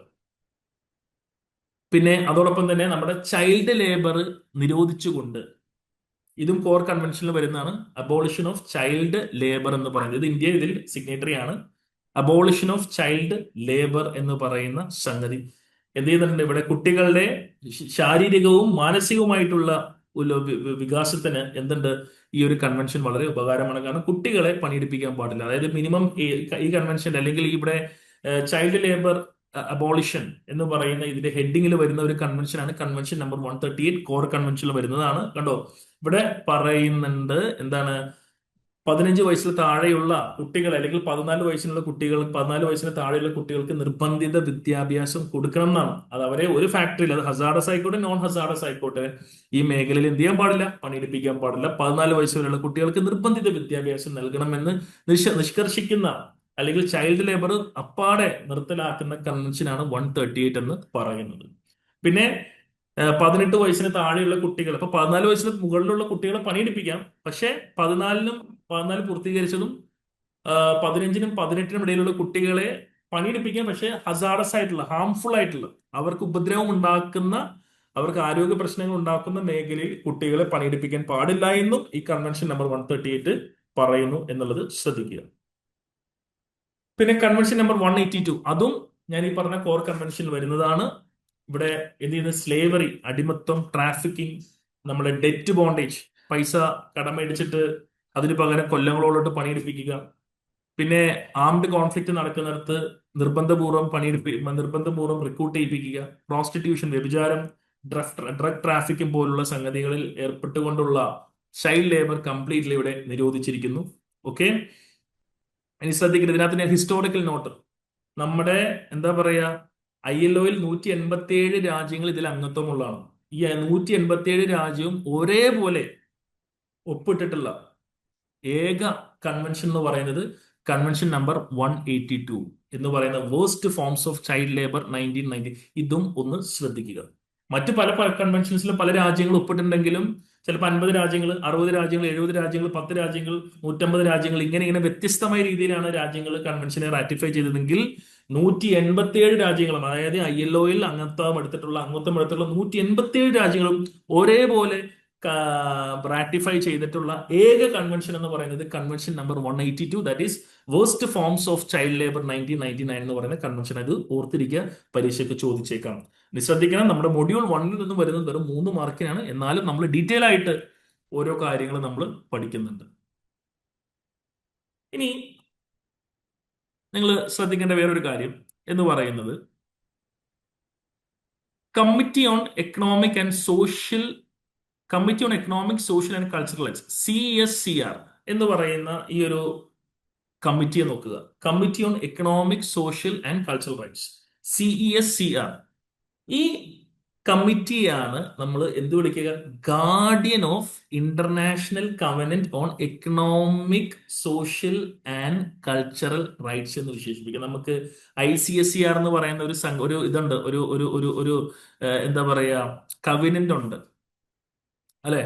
ഇവിടെ ശ്രദ്ധിക്കുക, ഒരു international covenant on economic, social and cultural rights എന്ന് പറയുന്ന ഒരു ഇന്റർനാഷണൽ കവനന്റ് ഉണ്ട് അല്ലെ? അപ്പോ ആ കവനന്റ് നടപ്പിലാക്കാൻ ഉത്തരവാദിത്തമുള്ള ഒരു സംഘടനയാണ് CESCR എന്ന് പറയുന്നത്. അതായത് നമ്മൾ പറഞ്ഞു വന്നത് എന്താന്ന് വെച്ച് കഴിഞ്ഞാൽ ഇവിടെ CESCR എന്ന് പറയുന്നത് എന്താണ്, നമ്മളുടെ യുനെസ്കോയുടെ, നമ്മുടെ UN economic and social councils, എക്കോസോക്, യുനെസ്കോ അല്ല, എക്കോസോക് മാറിപ്പോയി, sorry, UN economic and social council, എക്കോസോക് എന്ന് പറയുന്ന യുഎന്റെ ഒരു ഏജൻസിയാണ് എക്കോസോക് എന്ന് പറയുന്നത്, UN economic and social council എന്ന് പറയുന്നത്, അല്ലെ. അപ്പോ അതിന്റെ അതിൽ ആ, മറ്റേ യുഎന്റെ ഈ ഒരു വിങ്ങിന്റെ കമ്മിറ്റി ആയിട്ട്, അല്ലെങ്കിൽ എന്താ പറയാ, ഈ UN എക്കണോമിക് ആൻഡ് സോഷ്യൽ കൗൺസിലിന്റെ തന്നെ ഒരു വിങ് ആയിട്ട് വരുന്ന, അല്ലെങ്കിൽ ഇതിൽ പറഞ്ഞിട്ടുള്ള കാര്യങ്ങൾ നടപ്പിലാക്കുന്നതിന് വേണ്ടിയിട്ട് രൂപീകരിച്ച കമ്മിറ്റിയാണ് economic social and cultural committee എന്ന് പറയുന്നത്, അല്ലെങ്കിൽ committee on economic social and cultural rights. ഇവരുടെ ഉത്തരവാദിത്തമാണ് എന്ത് നടപ്പിലാക്കുക, നമ്മുടെ UN പാസ്സാക്കിയിട്ടുള്ള international covenant on economic social and cultural rights എന്ന് പറയുന്ന ഈ ഒരു സംഗതി നടപ്പിലാക്കുന്നതിന് വേണ്ടി, കവനന്റ് നടപ്പിലാക്കാൻ ഉത്തരവാദിത്തമുള്ള സംഘടനയാണ് CESCR. CESCR കോൺസ്റ്റിറ്റ്യൂട്ട് ചെയ്ത ആരാണ്? യുഎന്റെ തന്നെ വേറൊരു വിങ് ആയിട്ടുള്ള UN economic and social council ആണെന്നുള്ളത് മനസ്സിലാക്കുക. ഈ മറ്റേ എന്താണ് പറയുക, ഈ CESCR എന്ന് പറയുന്നത് എന്താണ്, ഒരു എന്താണ്, 18 ഇൻഡിപെൻഡന്റ് എക്സ്പേർട്സ് ഉള്ള 18 ഇൻഡിപെൻഡന്റ് എക്സ്പേർട്സുകളുള്ള ഒരു കമ്മിറ്റി ആണെന്നുള്ളത് മനസ്സിലാക്കുക. ഇവരുടെ ഉത്തരവാദിത്തമാണ് രാജ്യങ്ങൾ, ഈ ട്രീറ്റി അഡോപ്റ്റ് ചെയ്തിട്ടുള്ള രാജ്യങ്ങളെല്ലാം തന്നെ international covenant on economic social and cultural rights കൃത്യമായി, അതിൽ പറഞ്ഞുള്ള കാര്യങ്ങൾ കൃത്യമായി നടപ്പിലാക്കുന്നുണ്ടോ ഇല്ലയോ എന്ന് പരിശോധിക്കുന്നതിന് വേണ്ടിയിട്ടുള്ള എന്താണ് ഈ ഉള്ള കമ്മിറ്റിയാണ് ഈ CESCR എന്ന് പറയുന്നത്. അതിൽ 18 ഇൻഡിപെൻഡന്റ് എക്സ്പേർട്സ് ആണ് ഉള്ളത് എന്നുള്ളത് മനസ്സിലാക്കുക. ഇനി ശ്രദ്ധിക്കേണ്ട കാര്യം, നമ്മൾ പറഞ്ഞു വന്നത് എന്താണെന്ന് വെച്ച് കഴിഞ്ഞാൽ, ഇപ്പൊ നമ്മൾ ഇത്ര നേരം നമ്മൾ ഡിസ്കസ് ചെയ്തു ILOയുടെ മാൻഡേറ്റും ഇങ്ങനെയുള്ള കാര്യങ്ങളൊക്കെ നമ്മൾ ഡിസ്കസ് ചെയ്തു. അപ്പോ ILOയുടെ മാൻഡേറ്റുകൾ എന്തായിരുന്നു, ILOയിൽ എത്ര കൺവെൻഷൻസ് ഉണ്ട് എന്നിങ്ങനെയുള്ള കാര്യങ്ങളൊക്കെ നമ്മൾ ഡിസ്കസ് ചെയ്ത് നമ്മൾ പഠിച്ചു.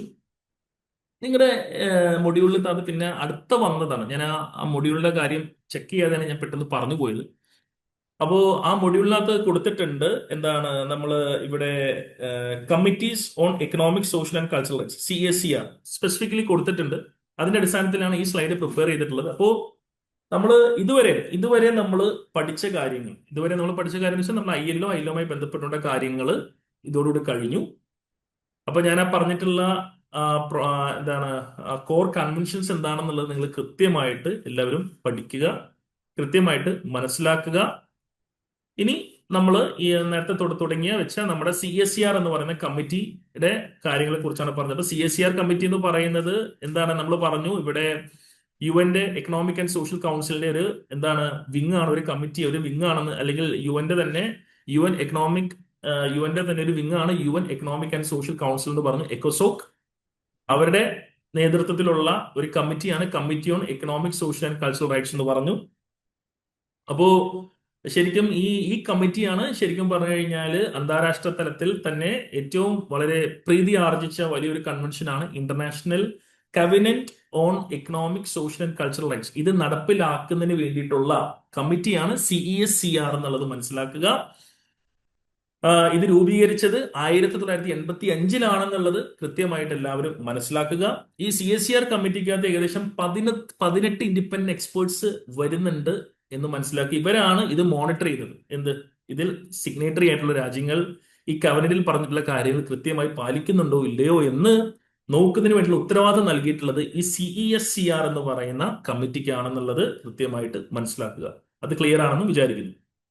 ഇനി നമ്മൾ മനസ്സിലാക്കേണ്ട ഒരു കാര്യം, ഈ കമ്മിറ്റിയുടെ പ്രിൻസിപ്പിൾ എന്ന് പറയുന്നത് പ്രോഗ്രസീവ് റിയലൈസേഷൻ ആണ്. നമ്മുടെ ആർട്ടിക്കിൾ 2 പറഞ്ഞിട്ടുള്ള ഒരു കൺസെപ്റ്റ് ആണ് പ്രോഗ്രസീവ് റിയലൈസേഷൻ. ഈ കവനന്റിന്റെ ആർട്ടിക്കിൾ 2, അതായത് പ്രോഗ്രസീവ് റിയലൈസേഷൻ എന്ന് പറയുന്ന കൺസെപ്റ്റ് എന്ന് വെച്ച് കഴിഞ്ഞാൽ, അതായത് ഇവിടെ ഉദ്ദേശിക്കുന്നത് ഇത്രയേ ഉള്ളൂ, മറ്റേ എന്താ പറയാ, ഒരു രാജ്യം എന്ത് ചെയ്യുക, ആ രാജ്യത്തിനുള്ള മുഴുവൻ റിസോഴ്സസും എന്തിനു വേണ്ടി ഉപയോഗിക്കണം, അവിടെയുള്ള ജനങ്ങളുടെ അവകാശങ്ങൾ സംരക്ഷിക്കുന്നതിനും അവിടുത്തെ രാജ്യത്തുള്ള ജനങ്ങളുടെ ജീവിതം മെച്ചപ്പെടുത്തുന്നതിനും വേണ്ടിയിട്ട് അവിടെയുള്ള റിസോഴ്സസ് ഉപയോഗിക്കണം എന്നാണ് പറഞ്ഞത്. മനസ്സിലാവുന്നുണ്ടോ? അവിടെയുള്ള റിസോഴ്സസ് രാജ്യവികസനത്തിന് എന്ന് പറയുമ്പോൾ, രാജ്യവികസനം എന്ന് പറയുമ്പോൾ അവിടെയുള്ള ജനങ്ങളുടെ അവകാശങ്ങളെ ഇല്ലാതാക്കിക്കൊണ്ടല്ല ഒരു രാജ്യം വികസിക്കേണ്ടത്. മറിച്ച് എന്താണ് ഇതിന്റെ കോർ മാൻഡേറ്റ് എന്ന് പറയുന്നത്? Progressive realisation. അതായത് നിങ്ങൾ അവിടെയുള്ള റിസോഴ്സസ് ഉപയോഗിക്കേണ്ടത് രാജ്യം വികസിക്കുന്നത്, അല്ലെങ്കിൽ രാജ്യത്തിന്റെ വികസനം എന്ന് പറയുന്നത് എങ്ങനെയാണ്? രാജ്യത്തുള്ള റിസോഴ്സസ് നിങ്ങൾ എന്ത് ചെയ്യുക? ഉപയോഗിച്ചുകൊണ്ട് അവിടെയുള്ള ആളുകളുടെ അവകാശങ്ങൾ സംരക്ഷിച്ചുകൊണ്ട്, അവകാശങ്ങളിൽ എന്താണ് ചേഞ്ചസ് കൊണ്ടുവന്ന്, അല്ലെങ്കിൽ അവിടെയുള്ള അവകാശങ്ങളെ സംരക്ഷിച്ചുകൊണ്ട് വേണം എന്ത് ചെയ്യാൻ? അവിടുത്തെ റിസോഴ്സസ് ഉപയോഗിക്കേണ്ടത്. അതിനു വേണ്ടിയായിരിക്കും റിസോഴ്സസ് ഉപയോഗിക്കണം എന്നുള്ളതാണ് ഇവരുടെ കോർ ആയിട്ടുള്ള ഇവരുടെ എന്താണ് മോട്ടോ എന്ന് പറയുന്നത്. അതായത് എന്ത് ചെയ്യാൻ പാടില്ല? അവിടെ ജനങ്ങളുടെ അവകാശങ്ങൾ ഇല്ലാതാക്കിക്കൊണ്ട് വികസന പ്രവർത്തനങ്ങൾ ചെയ്യാൻ പാടില്ല. ഉദാഹരണം, നിങ്ങൾക്കൊരു പെൻഷൻ ഉണ്ട്. ആ പെൻഷൻ എന്നുള്ളത് നിങ്ങളുടെ റൈറ്റ് ആണ്, നിങ്ങൾക്ക് കിട്ടാനുള്ള ഒരു അവകാശം. ഇല്ല, അത് നിർത്തലാക്കുക. എന്തിനാ? വികസനങ്ങൾക്ക് വേണ്ടിയിട്ട് ആ പണവും കൂടി എന്ത് ചെയ്യുക? ഇവിടെ വികസന പ്രവർത്തനങ്ങൾക്ക് ഉപയോഗിക്കാന്ന് പറഞ്ഞുകൊണ്ട് നിങ്ങളുടെ പെൻഷൻ ഇല്ലാതാക്കുക. അത് പാടില്ല. അത് പ്രോഗ്രസീവ് റിയലൈസേഷൻ എതിരാണെന്നാണ് ഇവിടെ മനസ്സിലാക്കേണ്ടത്. അപ്പോ ഞാൻ എക്സാമ്പിൾ പറഞ്ഞെന്നുള്ളൂ. അപ്പോൾ ഈ നമുക്ക് നമ്മുടെ മെയിൻ ഫോക്കസ് എന്ന് പറയുന്നത് ഈ CSER ഈ കമ്മിറ്റിയുടെ വർക്ക് എങ്ങനെയാണെന്നുള്ളതാണ് നമ്മുടെ മെയിൻ ഫോക്കസ്. അപ്പൊ അതുമായി ബന്ധപ്പെട്ടുകൊണ്ടാണ് ജസ്റ്റ് അതൊന്ന് പറഞ്ഞെന്നുള്ളൂ. അപ്പൊ നമ്മുടെ സിലബസിൽ കൊടുത്തിട്ടുള്ളതുമായി ബന്ധപ്പെട്ടുകൊണ്ടാണ് ഞാൻ ക്ലാസ് എടുക്കുന്നത്. അപ്പൊ അതുകൊണ്ട് തന്നെ ഇവിടെ CSER 4 മെത്തേഡിലൂടെയാണ് അവരുടെ വർക്ക്സ് നടപ്പിലാക്കുന്നത്. 4 മെത്തേഡുകളുണ്ട്. ഒന്നാമത്തെ മെത്തേഡ് എന്ന് പറയുന്നത് state reporting, 2 general comments, 3 individual communications, 4 enquiry procedure എന്നിങ്ങനെ 4 മെത്തേഡിലൂടെയാണ്, 4 ഫോർമാറ്റിലൂടെയാണ്, 4 പ്രൊസീജിയറിലൂടെയാണ് ഈ കമ്മിറ്റി സഞ്ചരിക്കുന്നത് അല്ലെങ്കിൽ വർക്ക് ചെയ്യുന്നത് എന്നുള്ളത് മനസ്സിലാക്കുക. ഒന്നാമത്തെ മെത്തേഡ് എന്ന് പറയുന്നത് സ്റ്റേറ്റ് റിപ്പോർട്ടിംഗ് ആണ്. ഇതിനെ പീരിയോഡിക് ചെക്കപ്പ് എന്ന് പറയുന്നത്. അതായത് ഞാൻ നേരത്തെ പറഞ്ഞ ഈ international committee on economic, social and cultural റൈറ്റ്സിൽ ഒപ്പിട്ടിട്ടുള്ള രാജ്യങ്ങൾ എല്ലാ 5 വർഷം കൂടുന്തോറും, അതിപ്പോ ഉദാഹരണം ഇന്ത്യ ഇതിനകത്ത് സിഗ്നേറ്ററി ആണ്, ഈ കമ്മിറ്റിക്ക് റിപ്പോർട്ട് അയച്ചു കൊടുക്കണം. ഈ international committee social economic, social, cultural റൈറ്റ്സുമായി ബന്ധപ്പെട്ടുകൊണ്ട് ഇന്ത്യ എടുത്തിട്ടുള്ള നടപടികൾ എന്തെല്ലാമാണ് എന്നുള്ളതിനെ കുറിച്ചുള്ള റിപ്പോർട്ട് ഓരോ 5 വർഷം കൂടുന്തോറും ഈ CSER എന്ന് പറയുന്ന കമ്മിറ്റിക്ക് എന്ത് ചെയ്യണം? അയച്ചു കൊടുക്കണം. ഈ കമ്മിറ്റി എന്ത് ചെയ്യും? സർക്കാരുമായിട്ട് ഇപ്പൊ ഇന്ത്യ അയച്ചു കൊടുത്തു കഴിഞ്ഞാൽ എന്ത് ചെയ്യും? ഈ കമ്മിറ്റി ആ റിപ്പോർട്ട് പരിശോധിച്ചതിന് ശേഷം ഒരു കൺസ്ട്രക്റ്റീവ് ഡയലോഗിന്, അല്ലെങ്കിൽ ഒരു തരത്തിൽ നല്ലൊരു ചർച്ചയ്ക്ക്, എന്തെങ്കിലും ഇംപ്രൂവ്മെന്റ്സും മറ്റു കാര്യങ്ങളും നടത്തുന്നതുമായി ബന്ധപ്പെട്ടുകൊണ്ട് ഗവൺമെന്റ് ഓഫ് ഇന്ത്യയുമായിട്ട് എന്ത് ചെയ്യും? ഈ കമ്മിറ്റി ചർച്ച നടത്തും. ഇതിനെയാണ് നമ്മൾ സ്റ്റേറ്റ് റിപ്പോർട്ടിംഗ്. അപ്പോൾ ഒരു രാജ്യം ഈ പറഞ്ഞിട്ടുള്ള കവനന്റിൽ ഒപ്പിട്ട് കഴിഞ്ഞാൽ ഈ കവനന്റിൽ പറഞ്ഞിട്ടുള്ള കാര്യങ്ങൾ നടപ്പിലാക്കി അതിന്റെ റിപ്പോർട്ട് സമർപ്പിച്ചാൽ ഇതുമായി ബന്ധപ്പെട്ടുകൊണ്ട് ചർച്ചയിൽ ഈ കമ്മിറ്റി ഏർപ്പെടും. 2 ജനറൽ കമന്റ്സ് ആണ്. ഓക്കെ, അതായത് ഈ ഈ കമ്മിറ്റി നമ്മൾ പറഞ്ഞു, ഈ international covenant on cultural rights എന്ന് പറയുന്ന ഈ ഒരു സംഗതിയുമായി ബന്ധപ്പെട്ടുകൊണ്ട് ഇതിൽ എന്തെല്ലാം ഇതിനെ ഇന്റർപ്രറ്റ് ചെയ്യുക, ഇതിന്റെ ഒരു ബ്രോഡ് ആയിട്ടുള്ള ഇന്റർപ്രിട്ടേഷൻ, ഇത് എന്താണ് ഉദ്ദേശിച്ചെന്നുള്ളത് രാജ്യങ്ങൾക്ക് പറഞ്ഞു കൊടുക്കുക എന്നുള്ളത് ഈ കമ്മിറ്റിയുടെ ഉത്തരവാദിത്തമാണ്. ഇപ്പൊ ഉദാഹരണം, റൈറ്റ് ടു ഹെൽത്ത് എന്നുള്ളത് ഈ കവന്റിൽ വരുന്ന ഒരു കാര്യമാണ്. അപ്പൊ റൈറ്റ് ടു ഹെൽത്ത് എന്ന് പറയുന്നതിന്റെ കൺസെപ്റ്റ് എന്ന് പറയുന്നതാണ്, അതിനകത്ത് എന്തൊക്കെ വരുന്നുണ്ട്? ക്ലീൻ വാട്ടർ, സാനിറ്റേഷനും ഹെൽത്തിന്റെ ഭാഗമാണ് എന്ന് ഒരു ബ്രോഡായിട്ട് ഇത് ഇന്റർപ്രറ്റ് ചെയ്ത്, ഈ റൈറ്റ് ടു ഹെൽത്ത് എന്ന് പറഞ്ഞു കഴിഞ്ഞാൽ എന്താ? ആരോഗ്യം നോക്കുക എന്ന് പറയുമ്പോൾ 1-2 കാര്യങ്ങളല്ല, അതിന്റെ ഡയമെൻഷൻസ് വലുതാണ്, ബ്രോഡാണ്, ഇതിനകത്ത് പല കാര്യങ്ങളും വരുന്നുണ്ട് എന്ന് കൃത്യമായിട്ട് എന്ത് ചെയ്യും? സമയങ്ങളിൽ ഈ CSER കമ്മിറ്റി എന്ത് ചെയ്യുന്നുണ്ട്? ഇവിടെ ഗവൺമെന്റിന് പറഞ്ഞു കൊടുക്കും.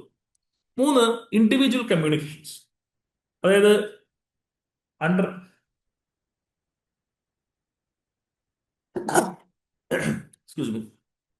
ഇൻഡിവിജ്വൽ കമ്മ്യൂണിക്കേഷൻസ്, അതായത് ഇവിടെ ഇതൊരു 2013 വന്നിട്ടുള്ള ഒരു ഓപ്ഷണൽ പ്രോട്ടോകോൾ അമെന്റ്മെന്റ് ആണ്.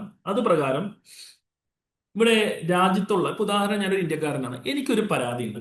ഈ ഈ കവനന്റുമായി ബന്ധപ്പെട്ടുകൊണ്ട് നമ്മുടെ ഇന്ത്യ ചില വയലേഷൻസ് നടത്തുന്നുണ്ട്. അങ്ങനെയാണെങ്കിൽ എനിക്ക് ഈ CSER കമ്മിറ്റിയിൽ ഡയറക്റ്റ് ആയിട്ട് ആസ് എൻ ഇൻഡിവിജ്വൽ എനിക്ക് എന്ത് ചെയ്യാൻ പറ്റും? കംപ്ലൈന്റ് കൊടുക്കാൻ പറ്റും. കണ്ടോ, ഇവിടെ individuals can complaint directly to the committee if their own country has violated their economic rights. പക്ഷെ ഞാൻ ഈ കമ്മിറ്റി അപ്രോച്ച് ചെയ്യണമെങ്കിൽ ഫസ്റ്റ് ഞാൻ എന്ത് ചെയ്യണം? ഉദാഹരണം, റൈറ്റ് ടു ഹെൽത്തുമായി ബന്ധപ്പെട്ടുകൊണ്ട് ഒരു നടപടി, നമ്മുടെ ഈ കൺവെൻഷൻ പ്രകാരം റൈറ്റ് ടു ഹെൽത്തിന്റെ ഭാഗമാണ് ക്ലീൻ വാട്ടർ. എനിക്ക് രാജ്യം ക്ലീൻ വാട്ടർ നൽകുന്നില്ല, അതിനുള്ള സാഹചര്യം അവിടെ ഒരുക്കുന്നില്ല എന്നുണ്ടെങ്കിൽ എനിക്ക് നേരെ UN കമ്മിറ്റി അടുത്ത് പരാതി കൊടുക്കാൻ പറ്റില്ല. ആദ്യം തന്നെ ഞാൻ ഇവിടെയുള്ള കോടതിയിൽ പരാതി കൊടുക്കണം. കോടതിയിൽ നിന്ന് എന്താണ് ഇതുമായി ബന്ധപ്പെട്ടുകൊണ്ടുള്ള നടപടികൾ വന്നിട്ടുള്ളത് പരിശോധിക്കണം. അതിന്റെ അടിസ്ഥാനത്തിൽ എനിക്ക് ഇവിടെ നിന്ന് ഒരു തരത്തിലുള്ള പരിഹാരം ലഭിച്ചില്ലെങ്കിലാണ് ഞാൻ എന്ത് ചെയ്യേണ്ടത്, ഈ CSR കമ്മിറ്റിയിൽ ഞാൻ എന്ത് ചെയ്യേണ്ടത്, ഫയൽ ചെയ്യേണ്ടത്, കംപ്ലൈന്റ് ഫയൽ ചെയ്യേണ്ടത് രാജ്യത്തിനെതിരെ. നാലാമത്തത് ഇൻക്വയറി പ്രൊസീജിയറാണ്. ഇവിടെ ഈ കമ്മിറ്റിക്ക് എങ്ങാനും ഉദാഹരണം ഇന്ത്യ ഈ പറഞ്ഞിട്ടുള്ള കൺവെൻഷനുമായി ബന്ധപ്പെട്ടുകൊണ്ട് സീരിയസ് വയലേഷൻസ് ഇന്ത്യ നടത്തുന്നുണ്ട് എന്ന് സങ്കല്പിക്കുക. സീരിയസ്ലി എന്താണ്, വളരെ സീരിയസ് ആയിട്ടുള്ള വളരെ സിസ്റ്റമാറ്റിക് ആയിട്ടുള്ള റൈറ്റ്സുകൾ ഇവിടെ വയലേറ്റ് ചെയ്യുന്നുണ്ടെന്നുണ്ടെങ്കിൽ അതിനെതിരെ അന്വേഷണം നടത്താനുള്ള അധികാരം ഈ കമ്മിറ്റിക്കുണ്ട് എന്നുള്ളതാണ്. ഉദാഹരണം, നിങ്ങളെ ഒരു വികസന പ്രവർത്തനം എന്ന് പറഞ്ഞുകൊണ്ട് ട്രൈബൽസിനെ എവിക്റ്റ് ചെയ്തു. ഇതിനെതിരെ നമ്മുടെ നാട്ടിലുള്ള കോടതിയിൽ നിന്ന് പരിഹാരമൊന്നും ലഭിച്ചില്ലെങ്കിൽ നിങ്ങൾക്ക് എന്ത് ചെയ്യാൻ പറ്റും, ഡയറക്റ്റ്ലി കമ്മിറ്റിക്ക് പരാതി കൊടുക്കാം. UN കമ്മിറ്റിക്ക് പരാതി കൊടുത്തു കഴിഞ്ഞാൽ അവരെന്ത് ചെയ്യും, അർജന്റ് ആയിട്ടുള്ള ഇൻവെസ്റ്റിഗേഷൻ മറ്റു പോലുള്ള കാര്യങ്ങൾ നടത്തും. എന്നിട്ട് രാജ്യത്തിന് കൃത്യമായ രീതിയിലുള്ള ഇൻസ്ട്രക്ഷൻസും, അത് രാജ്യത്തിന് ഷെയിമല്ലേ, നാണക്കേടല്ലേ, മറ്റു രാജ്യങ്ങളെല്ലാം അറിയും. അപ്പോ കാരണം ഈ കവന്റ് കൃത്യമായി പാലിച്ചില്ല എന്ന് വരും ഇന്ത്യ അപ്പൊ ഒരു കവന്റിൽ ഒപ്പിട്ടിട്ട് അത് കൃത്യമായി പാലിച്ചില്ലെങ്കിൽ അതിലും വലിയ നാണക്കേട് വേറെയില്ല. അപ്പൊ ഇങ്ങനെയുള്ള നടപടിയിലേക്ക് എന്ത് ചെയ്യും, കടക്കും എന്നുള്ളതാണ്. ഓക്കെ, ഇത്തരം കാര്യങ്ങൾ നിങ്ങൾക്ക് മനസ്സിലായി എന്ന് പ്രതീക്ഷിക്കുന്നു. ഇനി അടുത്ത ഭാഗം നമ്മുടെ ഫസ്റ്റ് മൊഡ്യൂളിലെ നമ്മൾ ഒരു കുറച്ച് കാര്യങ്ങൾ, അതിലൊരു 60-70% കാര്യങ്ങൾ നമ്മളിപ്പോൾ ഈ ഒരു ക്ലാസ്സിൽ ഡിസ്കസ് ചെയ്തിട്ടുണ്ട്. ബാക്കി ഫസ്റ്റ് മൊഡ്യൂളിലെ കാര്യങ്ങൾ അടുത്ത ക്ലാസ്സുകളിലായിട്ട് വരും. ഇപ്പൊ ഇത്ര നേരം എന്റെ ക്ലാസ് കേട്ടിരുന്ന എല്ലാവർക്കും നന്ദി. നമുക്ക് അടുത്ത ക്ലാസ്സിൽ കാണാം. Thank you so much. അപ്പൊ എല്ലാവരും നന്നായിട്ട് പഠിക്കുക. ബാക്കി ഇതിന്റെ കണ്ടിന്യൂഷൻ നെക്സ്റ്റ് ക്ലാസ്സിൽ. Thank you so much.